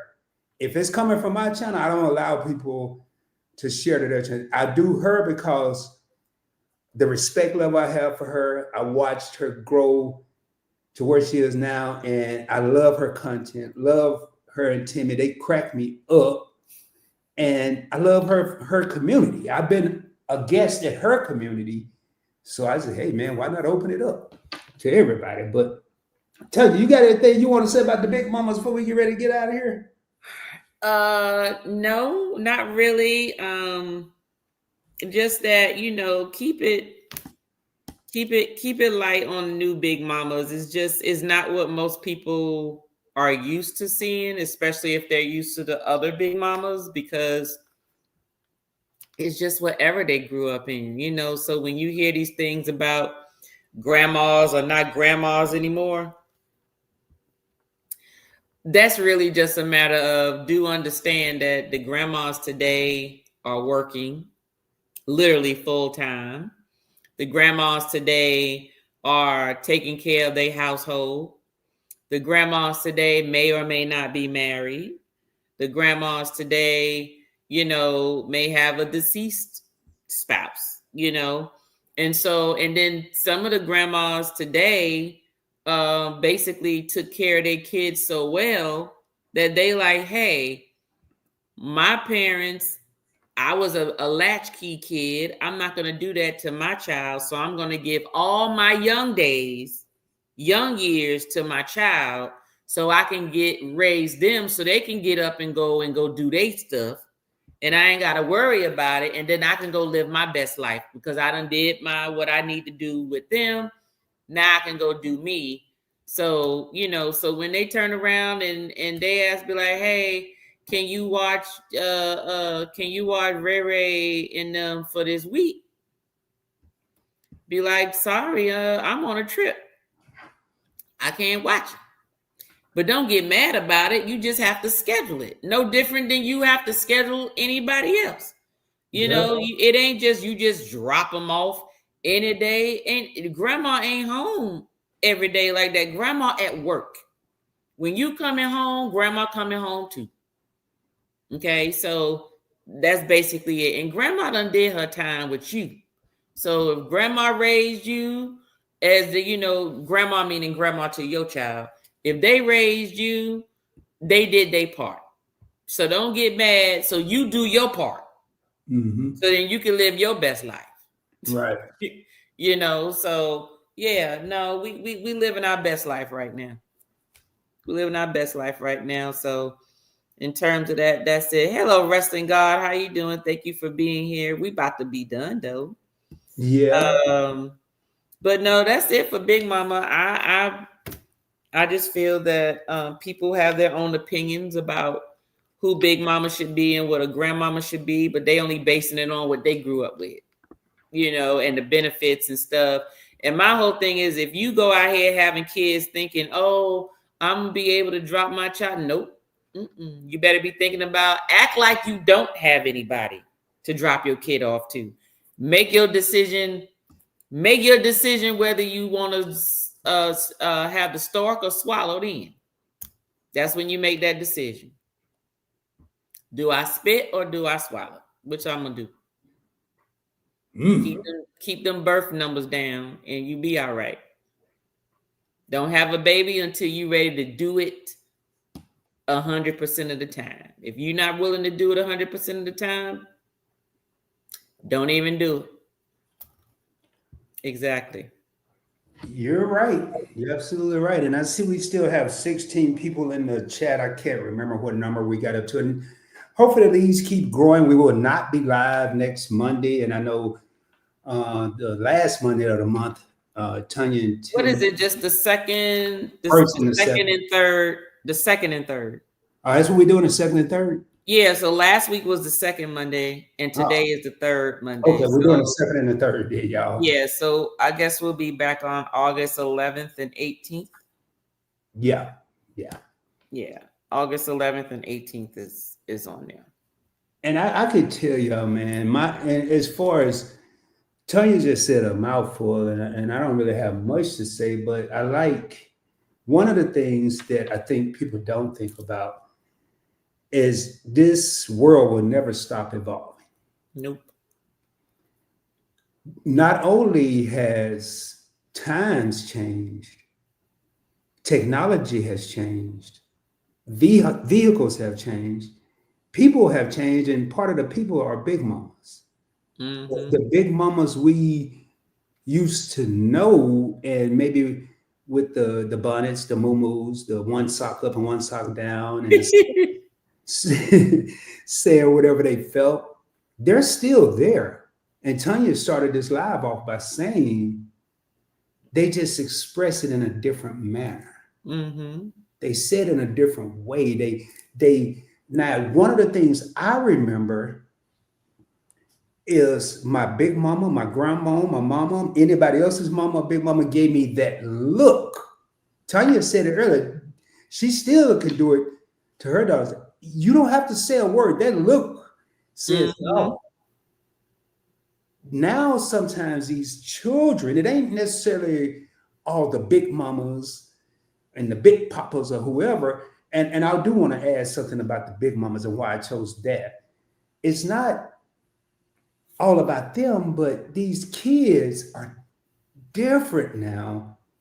You give them a look, they'll look at you and laugh. Right. They'll look at Rod and laugh. It's not just the big mamas. And I want to segue into saying, yes, I could have easily said, let's talk about the big papas or the grandfathers and all that. They're out there too. But I vividly remember the big mamas running my community. Mm-hmm. The big mamas running other cities I went to. That's why not like Tanya said earlier, Rod, you're looking at all the good. Yes, I was. Because at the end of the day, whether it's the mothers, the grandmothers, the big mamas, the little mamas, I'm waiting on the day that I watch a football game or a basketball game or a sporting event and see a player, an athlete, male or female, say, I ain't said it ain't never happened. I ain't never seen it. They'll say, hey, mom, hey, grandma. I ain't heard nobody say, hey, daddy. They are out there, but I've just never heard it. And that's always been, when I started this live, when we started this live before Tanya came up, I read the definition of big mama. Mm-hmm. It's not just a family member. It's a pillar of society. It's a foundation. I talk about it on my investment channel. You can't have a house without a foundation. You can, it ain't gonna last long. Right, that's true. The big mamas are our foundation. And the big mamas now, may not wear a certain outfit. They may not look a certain way. They may look different than what they looked 3 or 4 decades ago.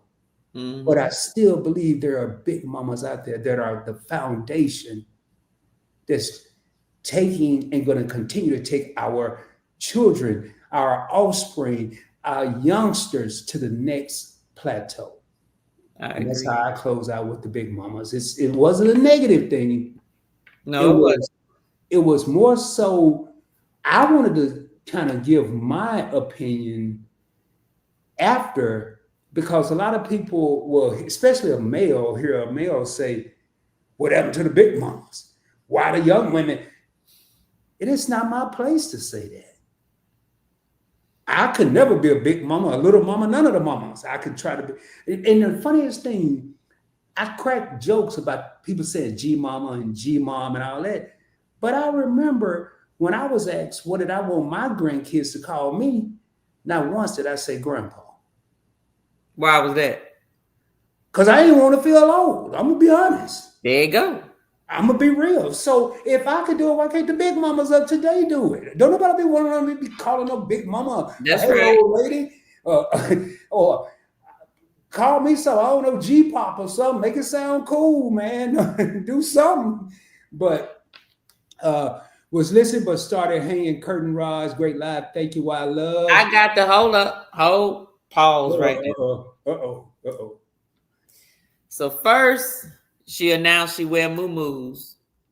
We still don't know if she wear drawers up under there yet. She ain't give us no receipts.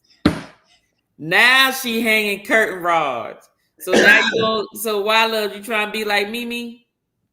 Or for Housewives in Atlanta, you hanging curtain rods now? Okay then. Why Love got her thing going on. Yeah, man, curtain rods and movies, and the jury's still out on the draw. Hey, y'all, there's a couple of things that I did want to mention, and I wish I wanted to do it earlier, but I didn't want to change the mood. Oh, definitely today, and I heard it on the radio right before this live, and I couldn't have heard it described better. America was shook up today. I'm not saying everybody. Theo, as most of America know him, a lot of people don't even know Malcolm Jamal Warner's real name. They know him as Theo Huxtable. He will always be looked at as Theo Huxtable. And when I first heard the news, it was a group text sent to the Alliance by Anwar with a picture saying he had passed. And I immediately thought something negative. He passed? Oh, you didn't know? No. He passed yesterday. Oh, wow. Swimming accident in Costa Rica. He drowned. So what was he trying to do? I don't know. He was probably hanging with his vanilla friends, and they had him doing some stuff that he knew his black tail shouldn't have been doing in the first place. Luckily, God blessed me with enough mental fortitude to be able to sometimes shake things out. Probably about 40 minutes before this live, I was coming back from Kroger, and they played something on the radio, and Malcolm Jamal Warner was talking about how how close he is still to this day to Keisha Knight Pulliam, who was Rudy, and said it'll always be his little sister because he knew her since she was 4. And now their children play together and love each other. Wow. And it's so surreal how a TV brother and sister, now 2 real individuals, are so close from a TV relationship. I say that to say, prior to getting back on track of this isn't a bad thing, but man, we have to live every day like it's our last. Live your best life. You know, and one thing I want to say, while we are here judging and worrying about the little mamas and the big mamas, maybe enjoy yourself, and like he just said, and Timmy always say, live your best life. I guarantee you, we don't wake up thinking half the stuff that happened throughout the day is going to happen. We don't know.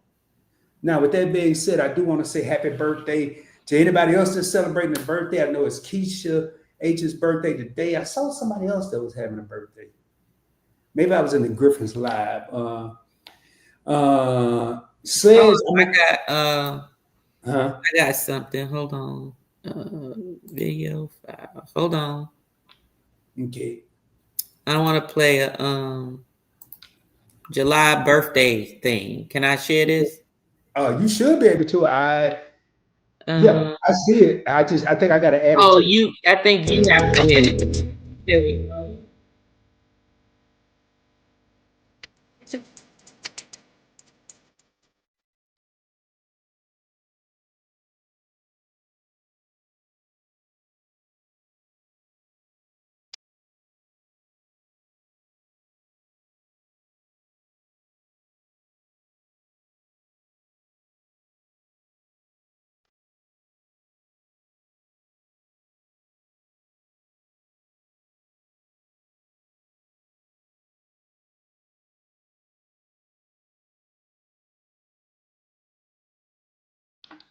All righty, man. See how organized she is. I'll be lucky if I tell you happy birthday. You need to stop. Nah, for real, I be forgetting, man. I put it in my phone though. Sometimes, yeah. I realize one thing I realized since I've been retired is how unorganized I am. Well, I mean, there's no need for you to be organized. Oh yeah, it is, man. Yeah, it is. I think you do well with putting your content out. Every time I turn around, there's one you done posted and stuff like that. They all over the place, but they there. Like I'm used to, because I am busy. I usually, if there are things that I know that's coming on, then I know I can mentally prepare myself. Like, oh, so and so's on. Let me go ahead and play it. I may be in the car, or I may be in the store, or whatever. I may not always be able to comment right away. I may have to come back later to comment if it's something, just so they know that I did watch it. But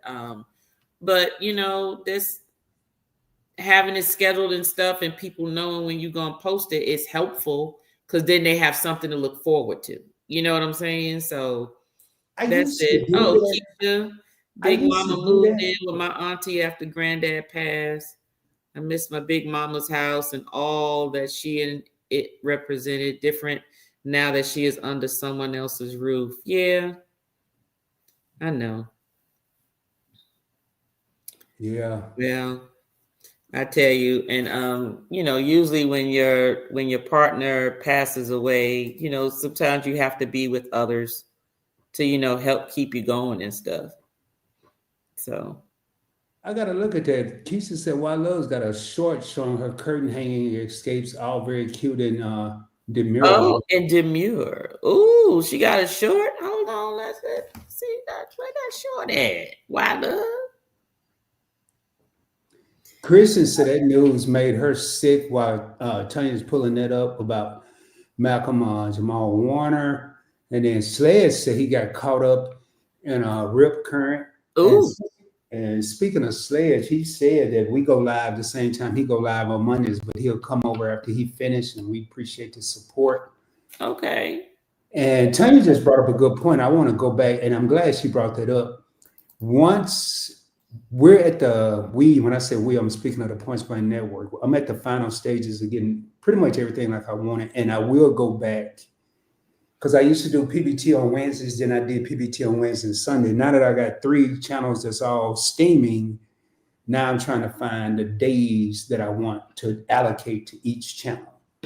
Because I agree with you. But on the flip side of it, one thing I noticed, since I have been doing it randomly all over the place, I'm getting a lot more new. I'm averaging 84 new viewers to 16 old viewers, 16%. And that's what I want. So Okay. who was this? Oh, Malcolm Jamal Warner. I am lost. Who drowned Malcolm Jamal Warner did? Welcome everyone. Thank you. And y'all, oh man, I don't think we're gonna ever. I'm gonna make sure. If it's speaking, I'm gonna go past it because I have to. Wildlove said nobody wearing underwears on the moo. Yes, I saw that. Thank you. So sad to hear that. Hey, Kristen, how you doing? And I definitely, and I would, but the only reason I'm not gonna play Wild Love's thing on here is because I want y'all to go and look at it so Yeah, that you can get the views. Because if I play it on here, it's cutting off what 13, yeah, 14 views. So I don't want to yeah. do that. I am going to show y'all one thing, and we are getting out of here probably in the next 2 minutes, if even that. As quick as I can pull this up. Y'all bear with me. The Griffin twins' birthday was this weekend. Yeah, it was Mhm. the hell, man. What? Oh, never mind. I don't even know how to work. Man, don't ever get an Apple, boy. Y'all get an Apple, and now I got my whole computer. I don't even know what a live is no more. Oh, there you go. I'm gonna try to see what this look like. I'm gonna unshare this. Well, actually, give me 1/2 a second here. Okay. Did they change your stuff or did they just change my stuff What are you talking about? on StreamYard? What you mean change? They changed a lot of things on mine, but you know when you're a guest in someone else's, it doesn't give you the whole setup like as if you're logged into yours. So I'm not gonna. All I see is private chat, comments, and then the little things at the bottom where I can share stuff. What the hell is that? A goddamn. I'm about to explain it to you, Tanya, and y'all will see more content like this because I came to the conclusion yesterday. I have to remember that my phone has cameras and all this other stuff. What y'all are seeing right there, this really happened, y'all. This is not screen Photoshop. I don't even know how to do all that. So yesterday, I was bored and I went to one place called Gloria's. It's a Mexican restaurant. They were closed. So I went to this place by my house, but I stopped at Sonic and got me a cream slush. And I went here to just sit outside on the patio and drink it. Well, this lady was holding this damn thing and I thought it was a toy or a stuffed animal. Y'all, this really happened, man. Until I saw his little foot doing this, his little, whatever you call it, web feet or whatever. I said, oh shit, this must be a cool animal. It's moving and everything. And then this dude was playing with it, and then I saw his head, and I said, man, this can't be really happening. They didn't put nothing in my drink because I didn't even order anything to drink here. I got a slush from Sonic. Okay. So Tanya, right when I thought I'd have seen it all, and I'm trying to figure out how can I record this, it would not get these people in my video. They took some kind of big towel and set it in the chair and put the duck in the chair. And the woman went in a bag and pulled out this little square, like a meal prep thing, put it on the counter, and the duck was sitting at the bar eating. Why didn't you take the video? Because it was people. It was so many people, and I had to go through it, get all their permission to be in the video. Okay, why you need to get? Let me tell you something. When you're in the public, if you're in public, you are down to be down with everybody in public seeing you. Well, what's the difference? Obviously, if you bring a goddamn duck to a bar, you're expecting people to look and probably take a picture or a video. Well, they was cool with me taking the picture. Let me take this down. They were cool with me taking the picture. And probably would have been cool with me doing the video, but I didn't know. But all this was going on, the duck wasn't even in a stroller. And when they got ready to leave, they put the duck in a baby stroller. And that's when I took the picture. I said, man, y'all, I got to take a picture. Ain't nobody going to believe this. Yes, a duck. Where? Y'all, with that being said. Where were they from? Well, I don't know where they were from, but I was in Mansfield, Texas. Okay. And the only thing I could think of, maybe they got the duck when it was a baby and raised it. I ain't never seen nothing like this. I mean, this was a full-grown, big, giant duck. That don't make no dang sense. So with that being said, y'all, it is getting late. I want to thank everybody that came here today and participated with the live. And now, I'm not going to put Tanya on the spot. We're going to come up with our next topic. Stay tuned. Tanya,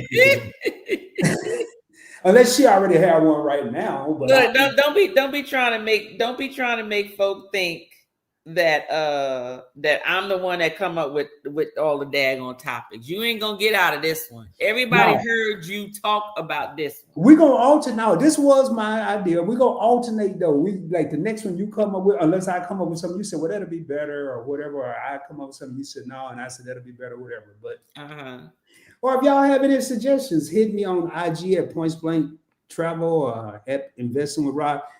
I'm gonna work tonight on getting the Points Blank Experience IG login. It's somewhere, I can't find it, but I think I found it. So I'll look at that tonight. But we're gonna come up with some. We talked about cruising and resorts. Now we're gonna talk about big mamas. I don't know what the next one's gonna be about.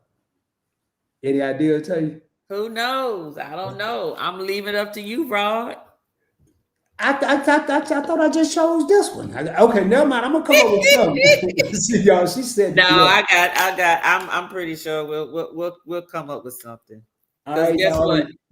Life goes on every day, and stuff happens that will bring up something to talk about. So I think that's we'll do that. We got what 1, 2. We got about 3 weeks before we have to come up with another one. So we got some time. I'm pretty sure something gonna happen. So we'll touch base at least a week before the next live and make sure that so I will be thinking about some stuff, and I'll send you some stuff to see what you think. So I'll probably go with it as long as I ain't got to come up with it. Hey, I agree now. Hey, Mbuglet, am I saying that right? Mbuglet? Mm-hmm. Okay. Said that they're not even showing it on the news in New York about him. See, I didn't. Okay, the last thing I saw about Malcolm Jamal Warner was it was like this little post that said, you know, he will always be known as Theo, and they was talking about how Theo represented a good kid, you know, a good average black kid growing up and blah blah blah. I just thought they was maybe he said something about he's been in the acting world, but no matter what else he does, it's always Theo Huxtable, you know? So that's what I thought it was. And it might've been them saying that he passed, but this was something I saw a couple of weeks ago. So it can't be that. No, and I was trying to find it now, but I'm not going to look for it. It didn't pop up, but I did see on something that Bill Cosby said. He compared it to the murder of his son. Wow. That's how he was feeling. And with that being said, y'all, I'm not gonna. Emily. She said you could call her Emily. Call her Emily. Mbuglet. You can just call her Emily. Well, I ain't gonna remember that, but you gonna remember M. You could call her M. You see Mbuglet, just say M. All right, M. And hey, Why Loves is right. I run into and see the strangest thing. Here's a story. Y'all have no idea. Look, that's why I always say, if you out there, I'm at work. So chances are you'll probably see some stuff that need to be talked about before I do. Yeah. Well, I can't do a whole topic on a duck at the bar. I guess I could, but I wouldn't. No. But I mean, it don't have to be that. It could have just been. Why Love said crazy drivers. I mean, I don't know. We'll see.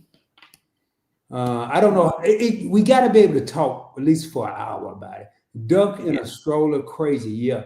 Y'all, with that being said, we could talk about that all night. Please do us a favor, subscribe. Event Yours. From the looks of it, y'all already might be subscribed. Subscribe to the Points Blank Experience.